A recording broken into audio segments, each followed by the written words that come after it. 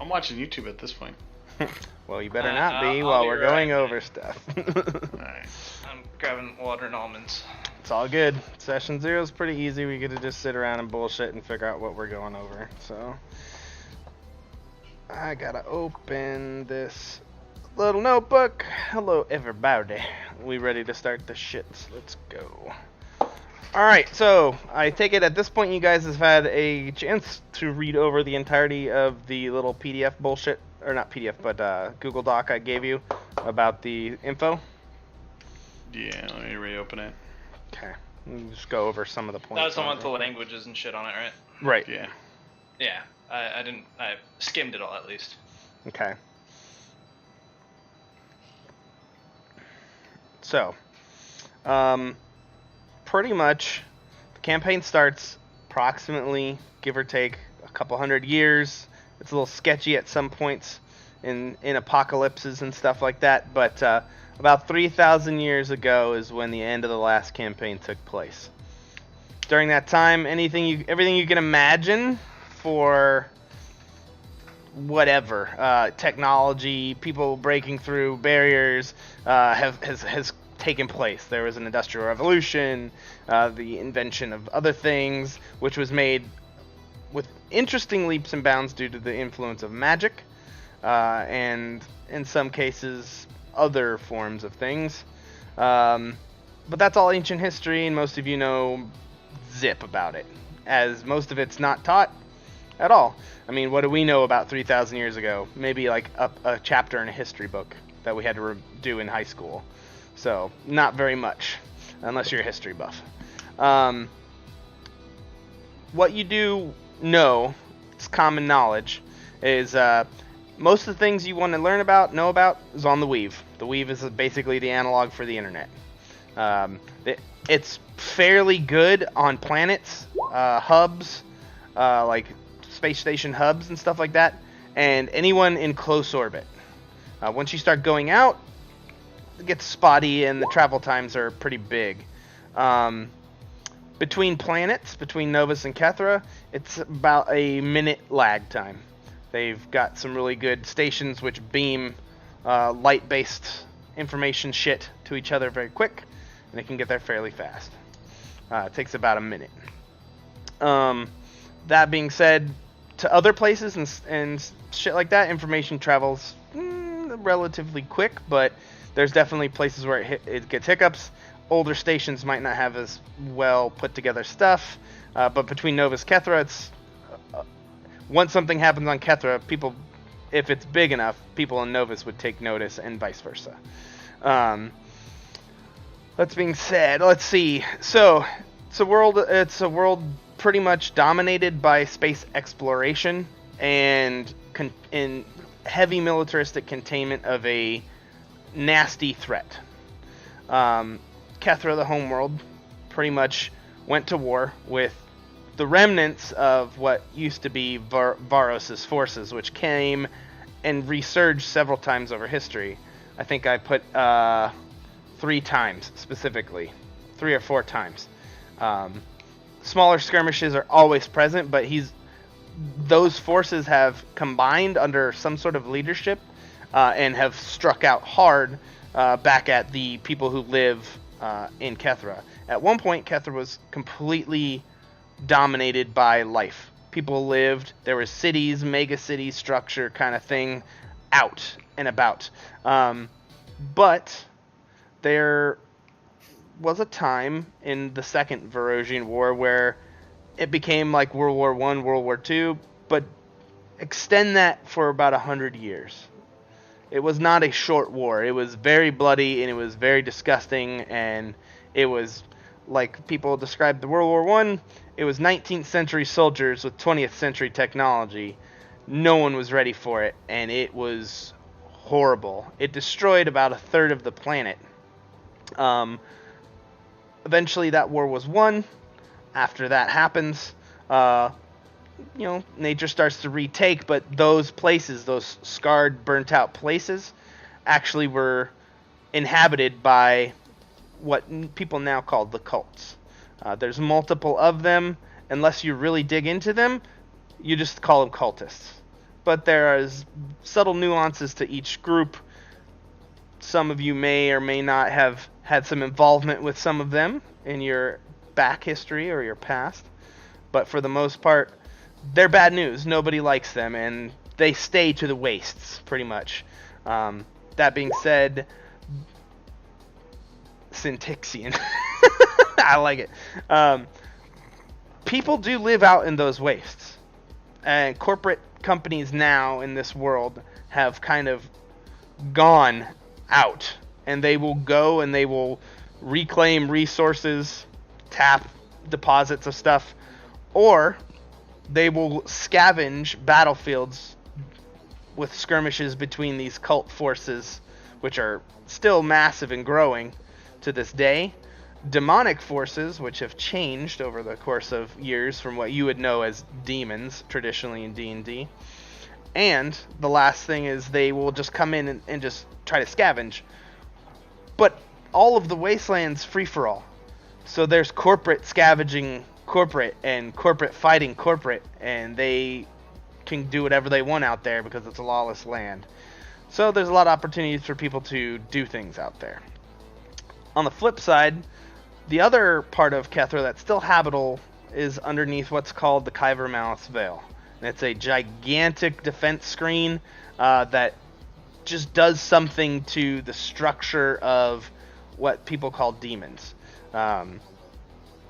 It just scrambles them and they are unable to maintain form. That way, the only thing that can come through there would be a conventional force or something else.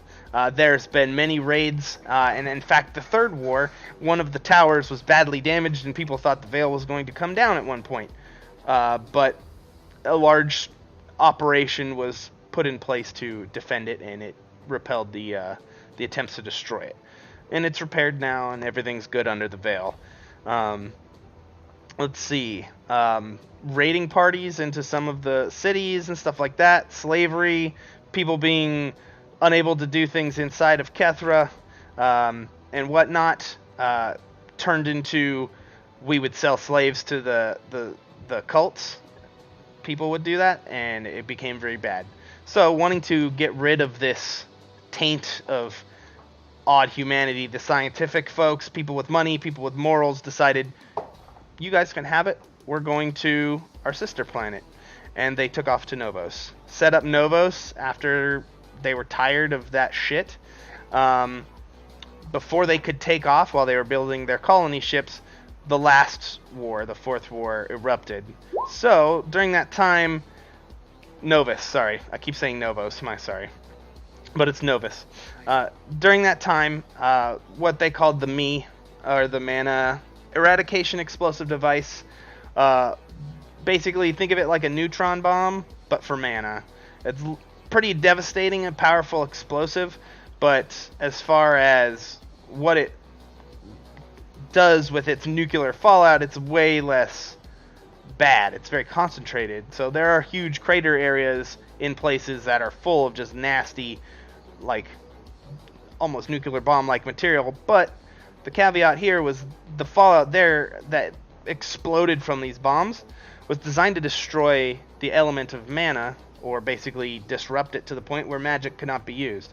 And to this day, because of the way winds move and the currents go and how long it's been, that shit has been into the soil, it's been into the plants, it's been into the people, and magic is all but null and void there. Being the heart of where magic lived, Kethra couldn't send anything away in time that most people know of to save magic. And magic eventually died out as the practitioners of it and all that stuff went away, leading to a second industrial revolution to basically what they call catch-ups.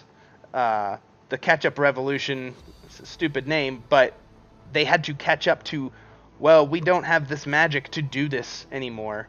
So there was a time of great depression. During that time, they took off to Novus, excuse me. They took off and left Kethra there. So the people that stepped in were corporations. Now corporations pretty much rule the planet. There's very small pockets, or very small highly dense concentrations, which people live in almost super cities. Think cyberpunk, stuff like that. In these cities, there is more culture and more stuff than I can give you in a quick thing. We will address that when we get there. The things you do need to know, the big cities you know about are Centra. I should write this down too. Let me write them down. Centra. You have New Avalon. You have the DNR, or excuse me, the DNC. Where was the other ones at the bottom? It's per the languages. I was about to say, it sounds like everything you looked on the languages. Yeah. Let's see. Yeah. So New yeah. There's it's actually called Raven. City of Raven City, is where Ravenous is spoke. There's the city of Creston. And then there's where is it? Creston and where is it? So I have Centra, New Avalon. Trenton. Then the use, yeah, that's Centrin is just that. Creston and I believe it's Yungi. Yeah, Yungi. So 1, 2, 3, 4, 5, 6, 7. Those are the 7 major cities left on Kethra. There are places in between, little rest stops, small villages, things like that, but they're outside the corporate protectorate, and they're pretty much ranchers, small groups of communities that want to live on their own. Anything outside the mega cities is pretty much prone to lawlessness and banditry simply because the corporations can't keep it in check. So, after this happened, this new government on the new planet, Novus, them and Kethra kind of were like, well, we need to do something to police this because this is bad. After that happened, they created the UWC. After some old war veterans and stuff came up to them and were like, hey, we have, this is our plan, this is what they do it. They laid down the groundwork, and now the UWC is basically world's police. Both these companies, or both these planets, rely on the UWC to keep them safe, police the areas, all that stuff. So they have impunity to go around and do what they need to do. A UWC soldier is something people mostly respect until their numbers started dwindling due to more skirmishes and stuff like that. With that, that's where the penal units come in. You guys know that on Novus, there's no jails. It's a utopian-like society filled with technocratic people. A good 25% of the people are upper middle class, and they're the working class. There's a small seedy underbelly of that place, of Novus, but for the most part, it's a bunch of rich people taking vacations every day, playing golf in the morning, and playing the stocks and betting on how Kethra does, because that's still where most things are done. That being said, UWC needed to get more troops, so they started pulling the population from Novus. Since Novus didn't have any way to deal with crime, they didn't want anything like that. Some of it started to occur. Cults started to infiltrate that place and cause ruckus and mayhem. So what they did is they made every crime is payable. It's a fine. With that, the fines get paid, or you have to pay it off by being basically conscripted in the military. And what you would make in the military goes towards your debt. For most people, that's a life sentence, because on Novus, everybody has money. If you don't have money and you can't pay your fine and you get conscripted, you're pretty much messed up. You are going to be working that off until you die. So they started making penal units. Penal units are basically the shit workforce. They get the crappy jobs. They get the worst conditions, the hand-me-down weapons, but they're expected to perform or die.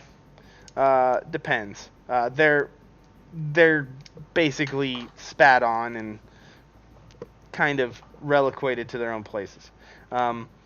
One thing people do know is most units are kept on very secure space bases. You're not really allowed onto Kethra or Novus. You're basically sent to where you need to go, then policed back up, and then sent back to your space base. Or your operational fortress, wherever you want to call it. On that, there are places, and once you're there, you're allowed free reign. Since you're all convicted criminals, whatever happens, happens. You just have to maintain your military composure and be able to do stuff. For most people, they adapt well to the military life, because most of them were not horrible people, but there are some nasty, horrible motherfuckers up there, and the military way of dealing with insubordination and stuff is, well, if there's no justifiable reason to keep them around, we space them. So, that being said, for the most part, I think that's a good, just kind of general brief thing of what I wanted to touch on. See, like I said, the weave's really important. Okay, current events. There's a large resurgence in cult activity, more so than regular. As of late, your unit has been sending drop troops down to pacify cult activities, doing all sorts of hit and run tactics, area denial, what they call corporate subversion, where they keep corporate scavenger teams or reclamation teams out of certain military areas because they need to monitor it. There's a huge amount of that. All of you, regardless of your background, have somehow fallen into a bad place, be it bad circumstance or just because something happened and you had to adjust. But what it equates to is you're all in one of these penal units. Get your giggles out, Chad. I know you want it. The unit you are currently in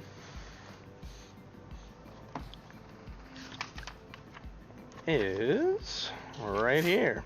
Let's see. You are in the 1st Infantry, 10th Brigade, Airborne Penal Unit. You are in Bravo Company, also known as the Blackjacks. You're talking way fast. Mm-hmm. 1st Infantry, 10th Brigade. Yep, so you are 110. 110th. Okay. You are in the 10th BCT, Brigade Combat Team. You have the Airborne and Penal identifiers. Weird and veiny. Aw, thanks. All right. So that being said, let's see. Things you are going to need to know about this. Let's see. Like any standard military bullshit, think of like forceful training. Jesus Christ, Syntax, what you keep coming in for? Keep making me move my shit. Trying to change my name, I'm sorry. Killing me. Just hit the cogwheel, and then your display Yeah. name, yeah. You're good. Nope.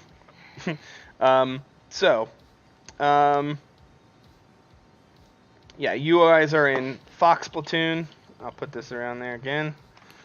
Fox, or Foxtrot Platoon. 1st Squad. And most of you, unless you're the medic or whatnot, are in Alpha Fire Team. The 110, the first criminal, basically they call them the first criminal division, is what most people call them. They have 10 brigade combat teams, which are pretty strong groups. Most of them are just straight up grunt infantry, nasty bullshit. They have 2 units. The first and the second are airborne units, which are specifically drop troopers. So you guys are basically suicide squads. They don't expect you to live. They train you how to jump out, do your job, and if all of you survive, hopefully hit a recovery beacon and come back. You've probably not been in this unit for a while, but you probably would arrive to this unit and begin training with your individuals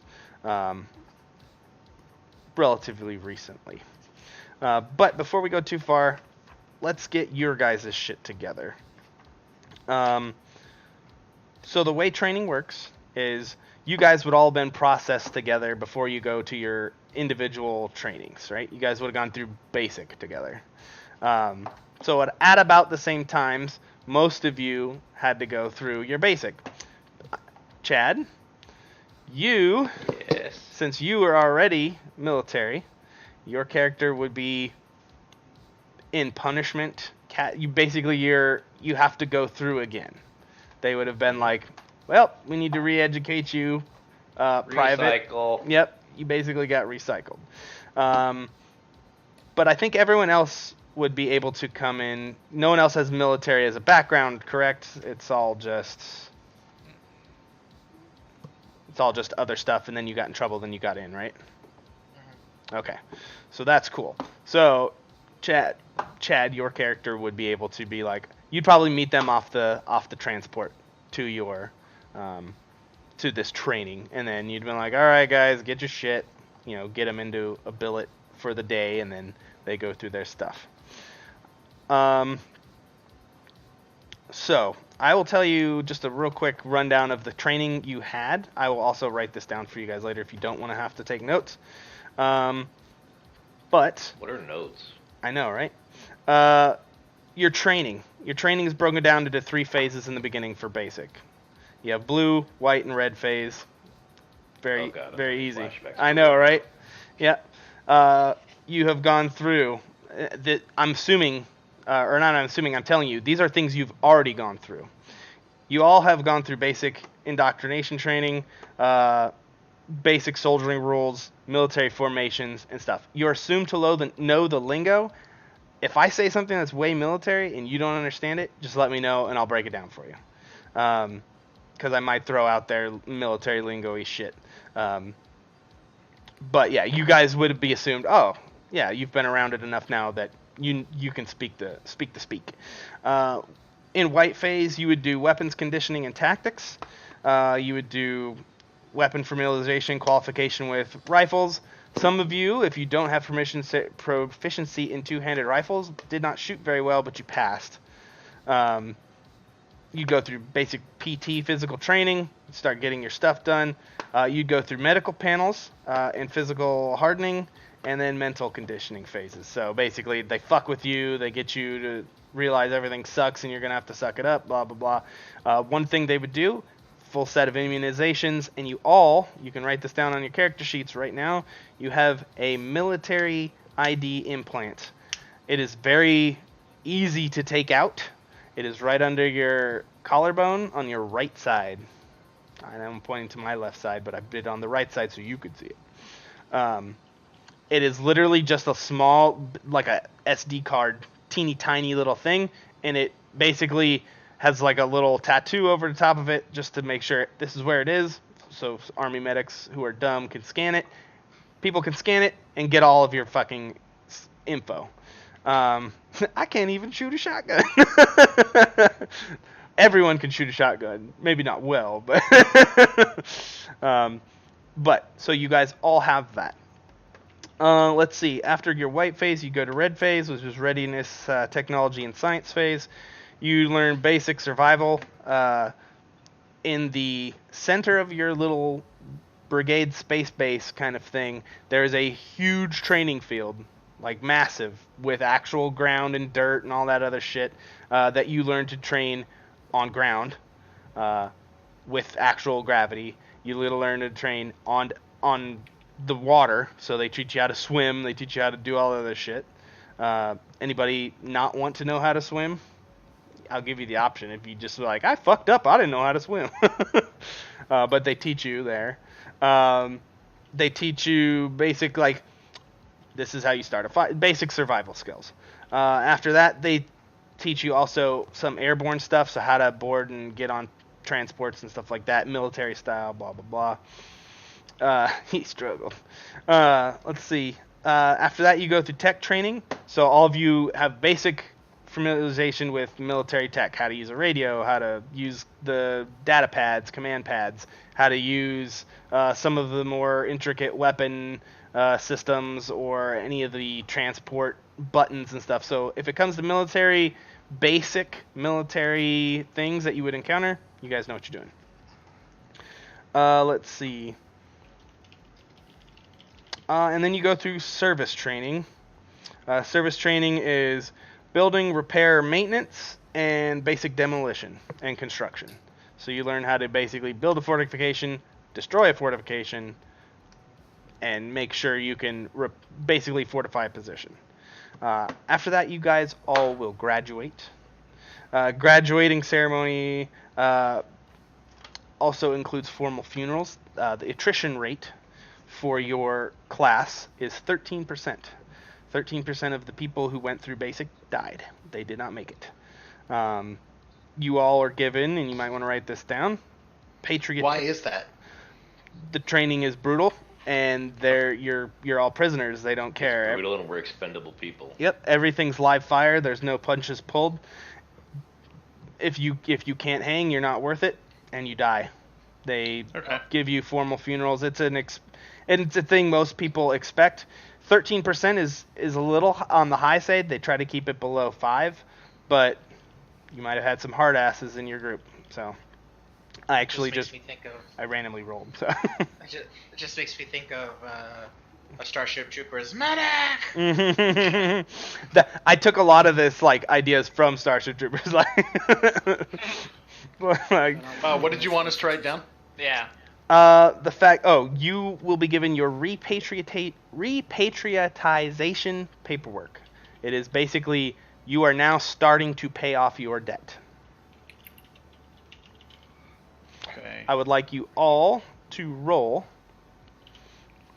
except for Chad. Chad, you got in here for murder 1, right? Probably 2 or 3 times, yeah. So basically you have a life sentence. No going back. You don't have any other choice. You can't commit your sentence. There's one way out for you, and I'll explain it in a minute. All right. So, all of you, I'd like you to roll a D100, and then I want you to multiply it by 100,000. Jesus Christ. How did you get it to multiply like that? Just you did roll. Yeah. Roll, then times the thing. And I want you to keep that number somewhere on your character sheet, so I can look at it later. That is your small bill. Your small bill of this. You get paid, on average, 25,000 credits a year. So you're saying there's a chance. My bill's 8.6 million. This is going to take me 8.3.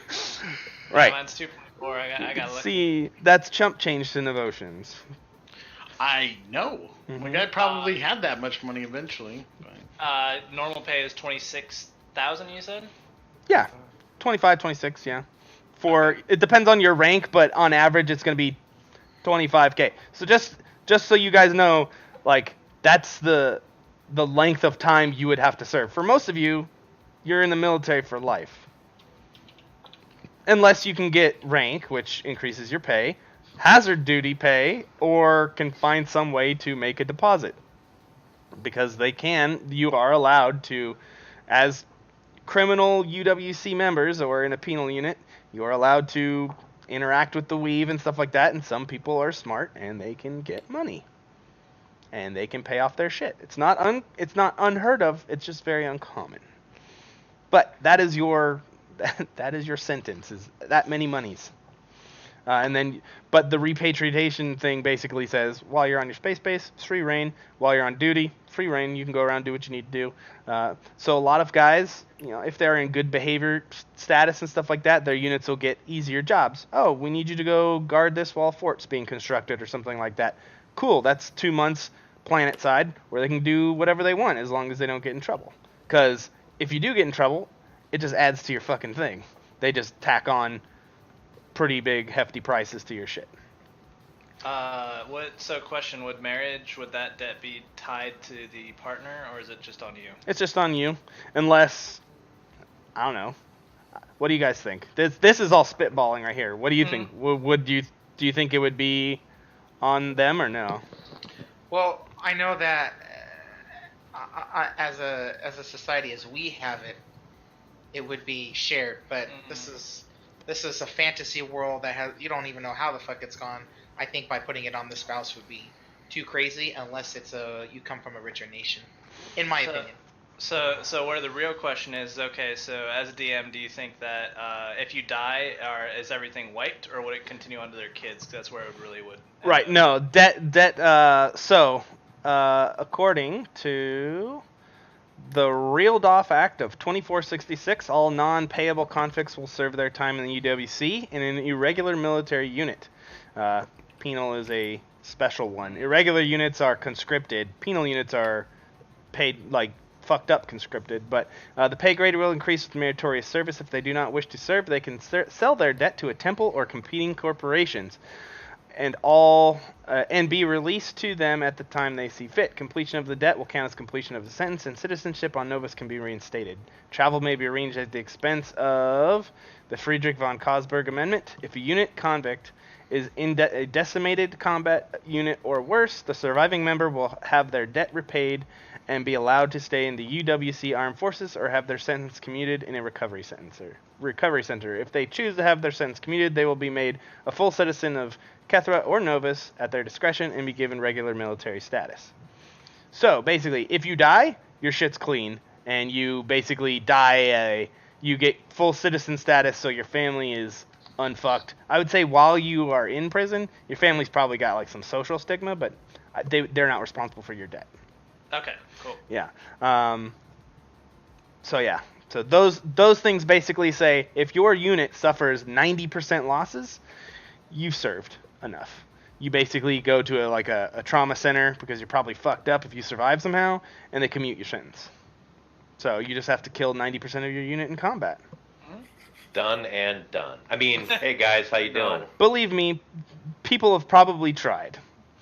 They're like, and then they're in the 10% that die, or they're in the 90 that die. Yeah, right? What happens if some guy who's supposed to get your back starts shooting at you? All the guns point at him real quick. So unless he's really good, then you're pretty fucked. Let's see. So currently the year's it's January of the year 2899. So people are kind of big excited for the year 2900. It's big, it's like the Millennium Party or whatever. I guess, yeah. No, you're good. Yeah, you're right. So yeah, you guys are all Novosians. None of you are from anywhere else, I believe. No one decided anything. I would have been Catherine. Okay, so you're Catherine. All right, so with that, we should have. I don't have the way I want to do Catherine's, but Catherine's would roll on a cybernetics table rather than like gene benefits, But we'll just say, for whatever you got what you got, because I don't have that table rolled up yet. But eventually, if we like, whenever we make it. Yeah, if we like this system and we're gonna keep playing it, I'll probably make one for Catherine's, because Catherine solved problems by cut it out and add a robot part. As those from Novotia, the Novosians are like, we have advanced medical technology. We'll gene edit you till you're perfect, or until your parents think you're perfect, and then it's on you to do what you want to do when you become an adult. Also, the 0G people, like if anybody was born in a station, you'd be able to pick and choose because it's a good mix of Novotion workers and Kethrin workers up there. So they kind of have a mix match. Depends on who your parents would be, how you want to do that. But for all intents and purposes, everybody's Novotion except for Greg. You're from Kethra, but you use the Novotion rolling rules, so that shouldn't be a problem. Does anybody have any questions about the languages you speak or how they work? Okay. I think I got mine set up right. Right, Just so I'm sure, so Kethra is the shittier world, right? Like if I was basically, I originally worked most on a people, ranch. yeah. Most people will Okay, go, sure. yeah. Kethra's backwater compared to Novotion. Okay, cool. So yeah, that's where I want to be from. All right. So, things of note. UCL is Universal Computer Language. If you know that, you basically can read tech data and stuff like that fairly easily. There are, unique coding things, but if you know UCL, you could pick those apart pretty easy with a intelligence check or a computer knowledge check or something. Let's see. Things we want to know. Okay, so going forward, when you buy gear and stuff in the game, there's licensing fees. The better the weapon, the higher the licensing fee. It's usually not going to be more than like a 25% markup. A way around that, though, of paying extra to get it legally and stuff, is just black marketing. Black marketing just takes time. So, don't worry, you're not going to get in trouble by going to the black market because it's way bigger than the UWC can police. So, black markets are just, you deal with the people rather than this is all official. And you don't get a nice little certificate of ownership and stuff like that. There are concealed weapon rules. Basically, it's perception versus sleight of hand. So if you want to try to hold out stuff like that. Knives and blade weapons, if they're small, automatically count as concealed weapons. Let's see. You can also wear light armor as concealable armor. If it makes sense, unless it's this fucking bulky ass light armor is probably wouldn't work. We'll just play it by ear. Shit ton of weapon mods in there. Shit ton of armor additions. There's some gear additions. Medical gear is there. As we saw when we did the little one-shot thing, it's pretty lethal, and there's not a lot of healing to go around. So keep that in mind when you play.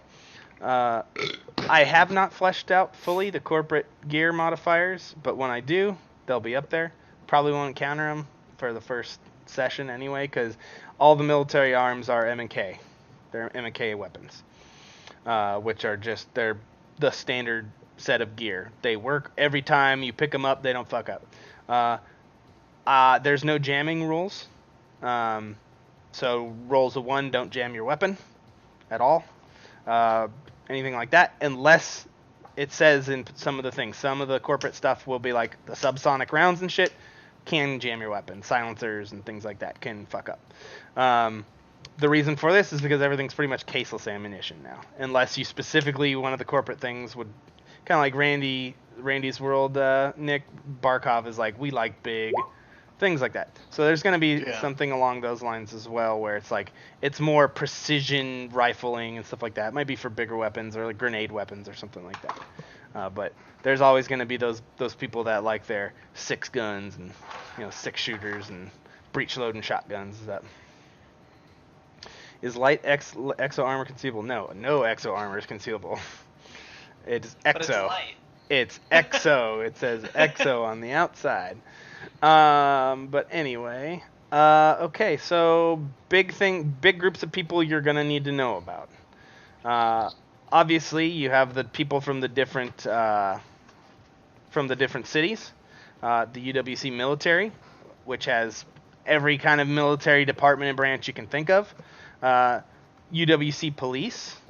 It's just basically military police get contracted out per city, per blocks, per stuff like that, to do the same thing normal police would do. They would be regulars, not penal Marines or soldiers as well. Let's see. So there's also Novotions. Novotions have 3 basically tiers of people. There's full citizens, which they live the lives of luxury. Their lives are great, cushy. They're rolling in money.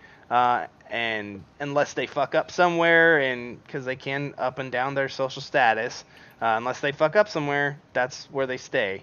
They do what they want to do. 25 to 30% of that planet has a very nice class of living, very clean, very upper middle, very high upper middle class kind of living, which are the technicians. They're the people that keep things running, things along those lines. That place uses a lot of robotics and AI kind of assistant stuff. Dumb AI. There's no real super smart AIs. That's one thing that hasn't been built yet, that people know about anyway. If there are some, cool. If we want to go that route, I don't know. What do you guys think? What do you guys think about AI? Do you think that would be something you want in the game, or no? I like mundane robots. I think we should have mundane robots. Not Yeah, super smart, but yeah. I don't know. I think that'd be kind of interesting to find one. Like if we find a tech research facility and we find like an actual AI. I think there'd probably to be honest, research we're into getting, it. Yeah. Yeah, we're getting close to AI in our world. Right. And this is supposed to be future. oh, here. So give me Well, a second. 'cause what I was tech thinking is level like, actually covers that.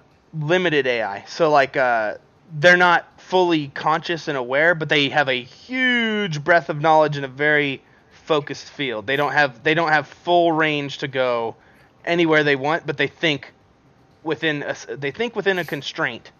But I could see like C-3PO type shit. yeah, you know? yeah, most of them are the AI wouldn't be considered like Cortana. It's not Cortana Yeah, where not it's that. fully autonomous, does what it wants to do. It could literally do shit. It'd be like, no, it's programmed. They have, if you be like, all right, robot, stop. The robot has to stop, or whatever, or AI stop. Asimov's law type. Yeah, right, that kind of stuff. So we want to do like light AI like that. Okay. So here, just because I'm not sure if everyone's read this, I'm gonna go ahead and read out the tech level stuff real quick. Go ahead and do that. Yeah. So tech level 3, refinements in the manipulation of electromagnetic fields and energy levels characterize the stage. Computers now control most of civilization and link all of its citizens together. Vehicles, vertical takeoff, fan craft, and wingless jets keep aircraft aloft. They're much more stable and can fly rings around more primitive craft. Aircraft designs are no longer dominated by their massive aeroforms. Ground vehicles still use wheels, but now mass transit magnetic vehicles appear as an alternative. Weapons, there will always be bullets, but the rise of both rail cannons and self-propelled projectiles offer alternatives. Laser weaponry and infancy, advanced magnetics, prototype X armor appears.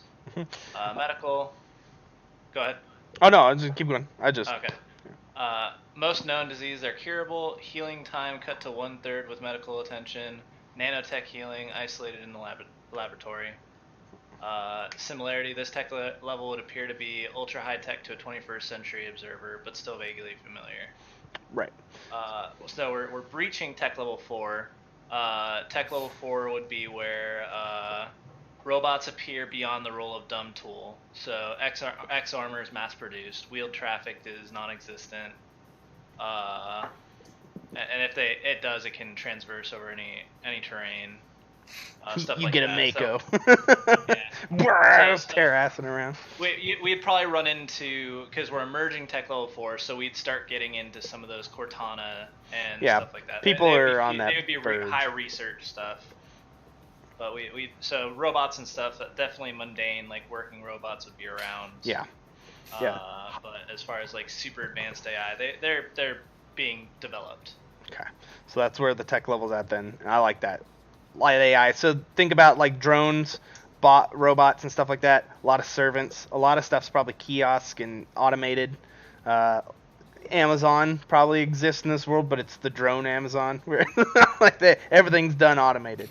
So a lot of stuff's quick, instant, fast, and in your face. Basically, think cyberpunky. Everything's bam. Let's try to be in that kind of mindset. Now the differences Is there between actual that. food, or is it like? Oh no, there's food. So outside the mega cities, on Kethra, those areas out there are freelance farms, which artisanal shit. Think about these are free range carrots. They're not hydroponically grown in the agro towers. That's where in the city. These carrots just walk around Yeah, freely as they're growing. they're That's cage crazy. free. There's no GMO. But no, there are in between those cities. It's rough it's rough. People don't really do too much out there except for... No, the Yeah. only reason I asked is I didn't know if we were like food replicator age. You know what I mean? Not replicator. People still would have to grow it and cook it, but it's super high mass produced, biologically done, like... In a major super city, you'd advanced literally stuff. have an entire like sky dome that would just be devoted to That's an yeah. city. In most of the cities, it's literally a vertical farm. It's a gigantic, massive apartment style thing where they just mass grow, mass produce all sorts of stuff, and there would be the same kind of things for animal stuff. Now they probably would have vat grown meat too, but just because it's easier on emissions and shit like that. But you guys would be used to that shit, and a steak's still a steak. You can get a pork chop if you want a pork chop, whatever you want. So, but yeah, I don't think we would do replicators yet. Nanite technology exists, but it's basically in the form of micro drones that do certain specific jobs and are very short-lived. Because thanks, Baco. Let's see. Other things you need to know. The church. There is one big religion. Not everybody follows it, and those who do are just basically called Tenelites or the Ten Kali. Very kind of Eastern Orthodox or not Eastern Orthodox, but Eastern style religion, yin yangy belief kind of thing. But all of that comes to a weird place because they are very, very militant. They try to live very good lives, but when it comes to fighting the good fight and standing up, and they think the world is in an imbalance, so they are the balance to it. So there's giant fucking crusades that go, and just think of them as another massive corporation that's better armed, better funded, better equipped, has a presence almost everywhere, whether it be big or small. A lot of them are zealots, but they are untrained. A lot of them are untrained. They're just the religious folks. Those are the Syntaxians. Yes. Poor brother. All right. 28.99. We don't use these terms anymore. Yeah, that's insensitive. That's insensitive. So there's that. Now, those are a big group. The corporations. They're listed on there, some of those big ones. That doesn't mean they're the only ones. There can be a tiny. If you have an idea for a corporation, just throw it at me. It could be a small corp or a small company that hyper specializes in a couple things, and that might be, useful for you. So if we want to build those kind of things up, they can be literally everywhere. Proper pronouns? No, not in this world. Everybody's a meat bag. But let's see. So most everything's kind of touched on right there. Big people, UWC, the 2 planets, spacers, corpse, the crazy people, the cultists live out in the wasteland, and then so Varosian enemies. The 2 things you really need to know. They come in 3 forms, pretty much, and they seem endless. It's mayhem. God damn it, Chad. Oh man, that video just lights me up, man. Here's something even better. Oh shit. Uh-oh. I'm gonna put it in the chat, yeah. All right, so with that, let's see. I like it. With that, the 3 kinds of things you're going to run into them, they have autonomous drones. They have a fuck ton of scrap drones. They make them out of everything, and they are literally just... Oh my god. You're grounded. You lose a level. You're level -1 now. Happy 0, thank you. Yes. No. You haven't even started yet. Fucking ridiculous. But they have a lot of bitches love me. They have a lot of autonomous drones. That's one of the biggest things they fight. The second biggest thing they fight is demons. Now, demons, I think I was here described to a couple of you. Demons are more along the lines of almost like a nano entity, because since magic can't exist, them being summoned into this world only happens under very, very, very, very small, very precise circumstances. And when somebody does, or when something does happen to bring them in, it's not a form you would see like a dretch or something like that. It's the smallest microbial bit of demonic thing, and they will prey on whatever they can, multiply as quick as they can, and they're usually gone very fast. So demonic hordes spring up instantly, fuck shit up, and then die. That's why you guys are in a drop trooper unit, because drop troopers are literally designed to go fight those. Now, the thing about them is they grow into these little forms, and they mimic things that they know or things that they see. So if there's a corpse on the ground, this demon might take the form of an ex-soldier, and you can tell all the time because it's just this black, like imagine a black and blue like Super Mario or Dr. Mario pill, make that super jagged and then stick them all together like voxels, and it makes that form. You will always tell there's a light blue glow. It's really weird, and it looks like, the brighter it is, the quicker it's going to kill itself. They fall apart and die just as easy as anything else. And as that happens, cut it out, you motherfuckers. Pay attention. Quit making people laugh. It's really rude. Those are scary. They come in like 3 sizes. If they're below human size, they're called familiars. If they come human size to the size of a horse, they're called amalgams. If they come any bigger, they're called behemoths. So if you hear me we have a familiar demonic incursion, we need you guys to go take it out. It's a bunch of small things. If there's a fucking behemoth running, that doesn't happen hardly ever, and it's taken on the form of like a tank or a dragon or something crazy, stupid, big that it found, and it's gonna fuck shit up until you guys can kill it. Amalgams are most common. Demons are attracted to water and plants at this point because they need some sort of life to kickstart them. Water is really one of the most things. If you see stagnant water in the wasteland, be wary. And the last thing are what they call basically the cultists. And they come in a couple forms. They have normal, living, breathing, fucked up, maybe cybernetic, maybe non-cybernetic people that somehow have fallen into one of these cults that want to kill you, more than likely, or probably steal you, eat you, and turn you into one of them. Or they have what they call their reanimated. I haven't come up with a name of them, but it's basically like their shock troop cyber robot, like undead things. They take a corpse, strap a bunch of robotic parts on it, use some foul fucking weird shit to get it going, and then basically make slave legions. It's different than the drones because they specifically use corpse parts to do it.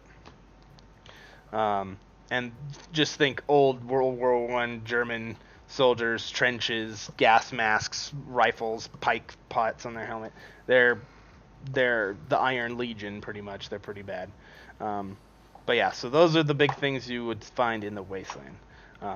So first thing, is there any questions you guys have about the setting that we're going to be playing in now? So this drop ship, does it drop to both Kethra and Novus, or is it mainly Novus? The drop ship? You'll drop to Kethra. There's no combat on Novus. Okay, that's what I thought. I was just verifying. Mm-hmm. You said you're all part of the Novus military, so they send the Novus military to go help on Kethra. There's no Novus military, Kethra military. There's the UWC. Okay, it's for both. Yeah, they're the world police. It's the UN. Yeah. Think of it that way. Yeah. Mm-hmm. But yeah. So what other things you guys want to know about that you think you might need to know before we start jumping into the world stuff? I'm good. Good. Are there other penal units? There's a lot. I didn't make it, but just imagine they make several space stations out, some in orbit, some not, some just in like a weird static position or in a weird Lagrange point where there's 2 things that orbit and shit like that. But there are many. You are one of a few. You are just one of the first infantry instead of like the second or third or whatever. So, and then just so I understand, so we're a paratrooping unit, so normally we're up in orbit, but basically we get dropped in to wherever the thing is. We'll do our business there. and then we'd we'd wait for pickup, or we go somewhere. Yes. So Do we have a Scotty? you don't. What you would have, since your squads are usually 14 men, your 15th person would be a warrant officer dropship pilot. That dropship pilot would literally, the dropships are basically small Corvette-sized things, like just really crammed in. They basically come in, flip, land, doors open, you guys come out. They pilot this, and there is weapon systems on it to give you guys cover. There's also a large payload in the middle that holds things like your gear for your squad gear, fortification stuff, extra ammo, extra food, extra water, and then just specialty kits. Like if you're gonna need demolitions on this, there's probably a demolitions kit in there. If if you have to set up, I don't know, tank traps or something, because there's an Iron Legion tank battalion coming in, you would have the equipment you need to do that. Or they would also drop just a payload, and then you guys would come in and then go and do your stuff. But usually you would do that. If that thing maintains intact, there's a good chance it does. Then you load back up in it, and it goes back into orbit, and it gets picked up. So we don't have drop pods. Not individual ones. The way the carrier ships or the drop ships are made is each fire team and the command team is in a 5-person drop pod, which if that thing takes fire, it poops them out. I'm assuming from the way you're kind of describing it, it's similar to Alien, where there's the big ship up there, then a little ship comes down, drops, we get the fuck out, and then it takes off. Yeah, these ones, your drop ships will actually stay and provide a base of fire for you, though. Sometimes. Okay. So if something were to happen to the drop ship, do we wait at the deployment zone, or do we go to the nearest major city? Carry on, man. Depends on the mission. You'll take all commands from the tower. Your tower being the next person above you in your chain of command. So if he doesn't know, then call the platoon sergeant. Platoon sergeant doesn't know, bunker down and hope somebody can figure it out. On our station up in orbit, what type of commodities do we have? Is there stuff? It's a small city. It's like a little small. It's a small city. It's mostly military. It's very functioning, but there is a recreational center, and it has to house multiple brigades, and they all use. So imagine there's 10 units. Yeah, 10 units on a spoke. Well, it'd be so there's a big habitat with land and stuff where you train and all that other stuff. And then there's 10 pluggable habitation units for each brigade combat team. And that's where they are. That's what they do. They operate out of there. And in the middle of that, there's a huge shared, there's you can buy food and movies and everything you want to do right there. So it's like a little city. It's not bad. You definitely have amenities. They have to keep you somewhat happy or else you're not going to fight. So. But yeah, you can leave. So you can get on station leave, and then you have to be really, really, really good. You have to be almost, you have to know your shit to get out. People can come visit you, but usually you don't go visit people. Can other people that are not penal or in the penal live up on the station? They can't live, but they can visit. Okay. Yeah, there's no there is on-station housing for people like that, but it's on the opposite side, and it's away from you guys for the regular troops, not the penal units. People that run the shops and stuff like that. Yeah. Gotcha. Yeah. Right. But yeah, so it's pretty decent. It's not a bad living. It's just isolated. You're in your own world, pretty much. And then, so how common is transportation between different areas that are known? Like, if I wanted to go get a ship from Kethra to Novus, can I just go to a air hub and pay for it? Is it a bus I take? Or You can. Kethra to Novus is a very expensive ticket. There is a licensing fee to go to Novus. That's how they keep out most Kethrans, because they can't afford it. But if you have enough money, sure, you can go. It's not a problem. Kethra to a station, any kind of space station, super common, not a problem. A station to station, absolutely not a problem. Interplanetary stuff, so New Avalon to Centra, not a problem. You can catch transport there. ground or shuttle. Shouldn't be a problem. You could own your own shit too. Out in the wastelands, no one's gonna come pick you up unless you have a special corporate contract. You're on your own. But people still live out there. People still work out there and do shit. They're just crazies. So. And then personal ships, are those common or are those reserved to military? For your unit, probably you don't have any. There's no real reason for you. Yeah. But I mean, like, if your private sector can, like... you could own shit. Shouldn't be a problem. Would it be, like, a middle-class thing, or would it be a, like, what? Small personal transport car kind of things. Probably most people have one. They'd be not like a normal car you see today. It'd probably be a little smaller, but, you know, it's automated, or you could drive it, however you want to do. And that's interplanetary? Those would be interplanetary. Interplanetary, you'd need a space shuttle. So you need a Corvette or something like that to take you. Okay, that's what I'm talking about. How common is it for someone to have a ship that can For go those, between planets? rich motherfuckers have them. Okay, cool. I expect you guys probably, if you want to go into space, you guys will probably end up with one. So I'm just trying to figure out how the wealth works, and I'd say they're probably, for a base model, probably about 10 grand. So you guys could all spring together and grab one.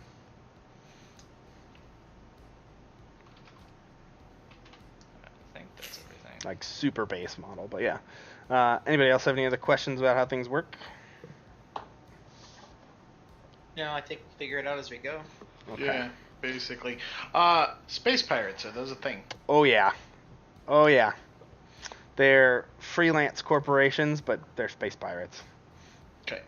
Yeah, there's piracy, crime on Kethra. There is some crime on Novus, as you know. There's a small seedy underbelly. Crime in the stations, commonplace. UWC does not have enough people to watch every corner, so they try. The big areas, the nice areas, was where a lot of people live, and those are covered, but not everybody can live there, and so there's definitely class and wealth distribution, and nice areas, bad areas, definitely crime. Let's see, space pirates are common, but they don't really attack certain places. I would say there's obviously there are some heavily patrolled shipping lanes because Novus has the money to pay for that kind of protection. But there's definitely some, you want to get there faster, you take this side slip over here. Those probably get pirated. High risk, high reward kind of stuff. A lot of stuff gets pirated in their system. Stuff like that. But, Okay. But yeah, definitely piracy. Where is researching tech illegal anywhere? Researching Like, tech? is there? Yeah, like, I don't know, for example, like today, like, if you want to research cloning, like, that's illegal in most countries, Is there stuff like that that's illegal that we should be aware of? I don't know. I didn't think about that. Okay. I think it'll depend on, like, what you want to try to research, or something like that, and we can come up with it on the go, but I would say most of the genetic stuff, like that kind of stuff, has already been figured out. Okay. Because they literally have kits where you can change your height, your weight, your appearance, bone structure. It's not permanent unless you take a lot of drugs to make it permanent, but you can. So I was thinking more like the idea is like people are trying to splice like demon DNA and human DNA kind of thing. that would probably be illegal as fuck. But yeah, there's probably some people trying it out on the fringe lands. You just have to be able to find demons. But That's what the cultists are doing. Duh. there's a good chance. Yeah. I'm just wondering if there's like if all of a sudden like that would be a normal thing where people are like, yeah, let's try to bring tieflings back because they were nice people. Hey, I think the fantasy races no one really knows about, right? he said I'm not allowed to be a fucking tiefling, so nobody is. So, that's a good question. In the history of the world, there were dwarves and elves and tieflings. Well, you look back at our history, too. We had the dwarves and this and that. That's what people think. Oh, it was just a make-believe story.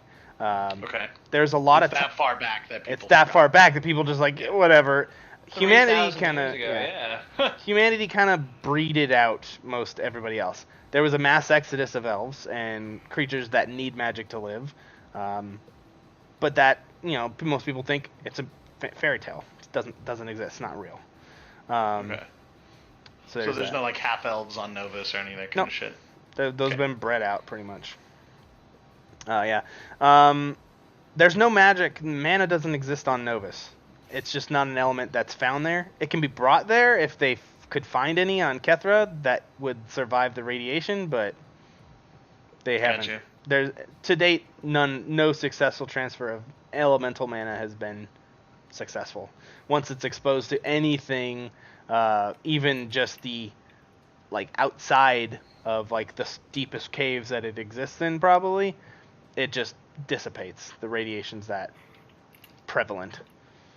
Okay. Let's see. But yeah, most people don't. Some people might know. Oh yeah, tieflings. They might know the terms and stuff, but they don't really exist. But Okay. yeah. So question. So like, obviously magic doesn't work inside the inside of either of the planets. But what about space itself? Does magic still work there, or is it just the nature of space itself doesn't allow it to work? Is there any like known cases where like a sorcerer came onto a space station and like melted half the space station? And everybody's like, oh fuck. Is it like Bright where they have like a division that tries to apprehend magic users? There might be, but if that exists, it's not commonplace. Okay. I'm just wondering because there has Go ahead. Because of Varos bombing basically carpet bombing everywhere. Right. There's no magic, but you can't carpet bomb space. So if you were not in effectively. space already, or right. You're in space already, or well, he bombed. Basically, imagine he bombed like during World War II. There wasn't really anything in space. Yeah, so they didn't have a chance. But that being said, there could be, if you could bring mana somewhere, and someone knew how to manipulate it, like a wizard, they probably could use it. It would just be very hard because most people don't even know what mana is. They just know that there's a neutron diffusion effect that was caused by the me bomb, and they called a clump of neutrons mana, pretty much. So probably. Go ahead.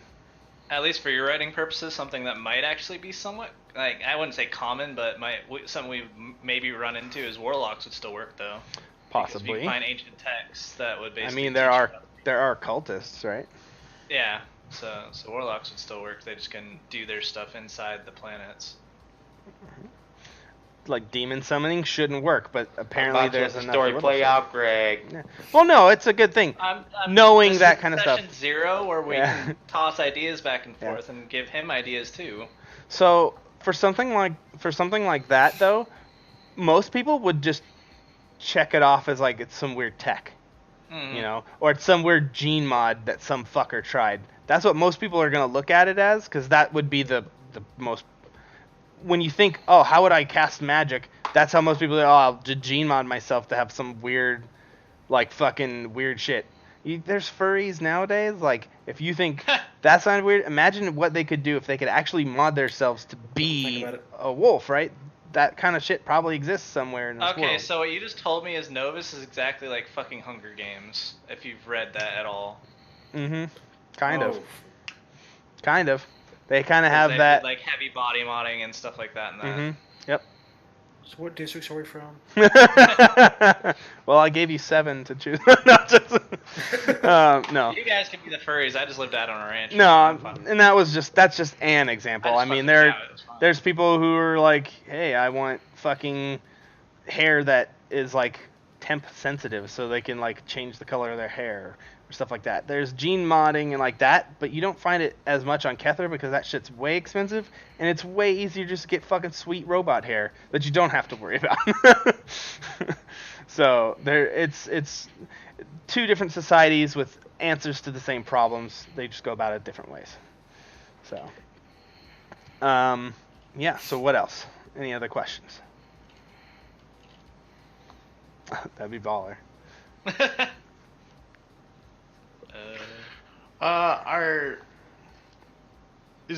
So the mega cities are pretty much, they have like a defensive grid kind of deal to protect them? Kind of. Some of them Do have any of the major walls. cities have like roving armies? Yeah, UWC patrols the fuck out of that Okay. place. Corporate entities will protect their own shit too.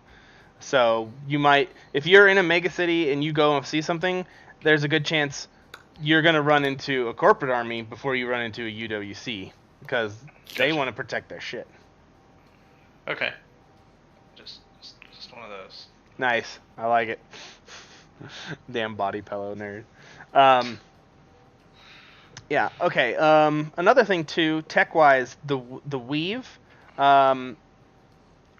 Think almost Matrixy at this point. Not that you can put your whole consciousness in there, but almost like you remember Ready Player One. Yeah. How they could kind of like Oasis. the Oasis kind of that idea. The weave can be like that, and in fact, there's a lot of places where they have 3D constructed, almost real feeling worlds that people exist and work in.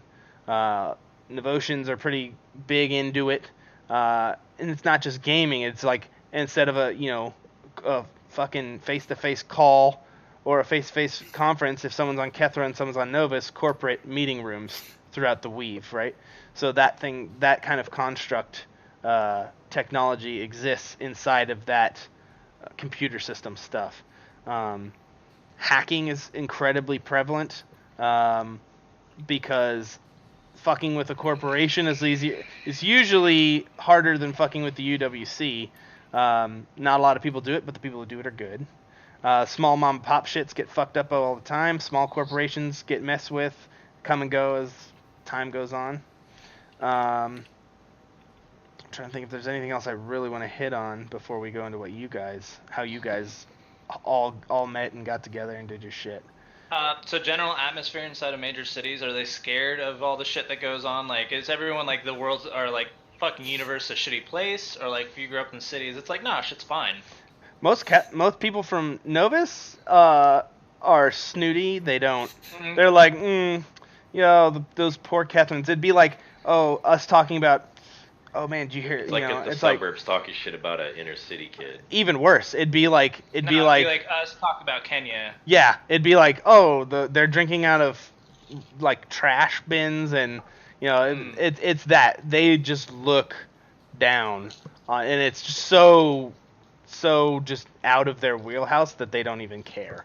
They're just like, some people probably like there's activists and shit that try to send money to these people or like go and better their lives, and they get down there and Kethrans are like, fuck you, we figured our shit out, fucking spacer, and they're like, I'm not from Nova. Yeah, whatever, no one cares. So Kethrans are hard motherfuckers. They live fast, hard-paced lives. They do what they do. They don't take no shit. They're badasses. They are everything you would expect in a cyberpunk style universe. It's a struggle for them to find work sometimes. So a lot of things is take what you get. You can be as good or as bad as you want to be, but you got to survive. So that's what people do most of the times. And that's also how the cults get full, because people down on their luck enough, hey, come here, we'll help you out. And then they take them out to the wasteland and indoctrinate them into being weird. So and a lot of that. The one other thing you might have said it and I might have missed it. So basically, each world has these giant towers that protect them from the Verosian forces just teleporting into the planet. Correct? Right. How many of those towers are there? There is 13 towers in a circle, and then there's a big central tower that stands where Krasnaya used to be. Okay. And that's on Kethra, and then what about Novus? Do they have those as well? Novus doesn't have it because to date, for hundreds and hundreds of years, no demonic presence has ever been detected. And they monitor, and the UWC is incredibly scared. They're like, we should try to there's huge initiatives like, we should reverse engineer the Kyber Valis Veil to put on Novus, and they're like, no, we don't need it. It's no big deal. So being stupid. they're very much they're on their high tower. They're not afraid of anything because they can solve it if it comes. They think they have enough money and enough power and influence that whatever. Plus, the way the corporations games work, they try to keep everything down on Kethra anyway.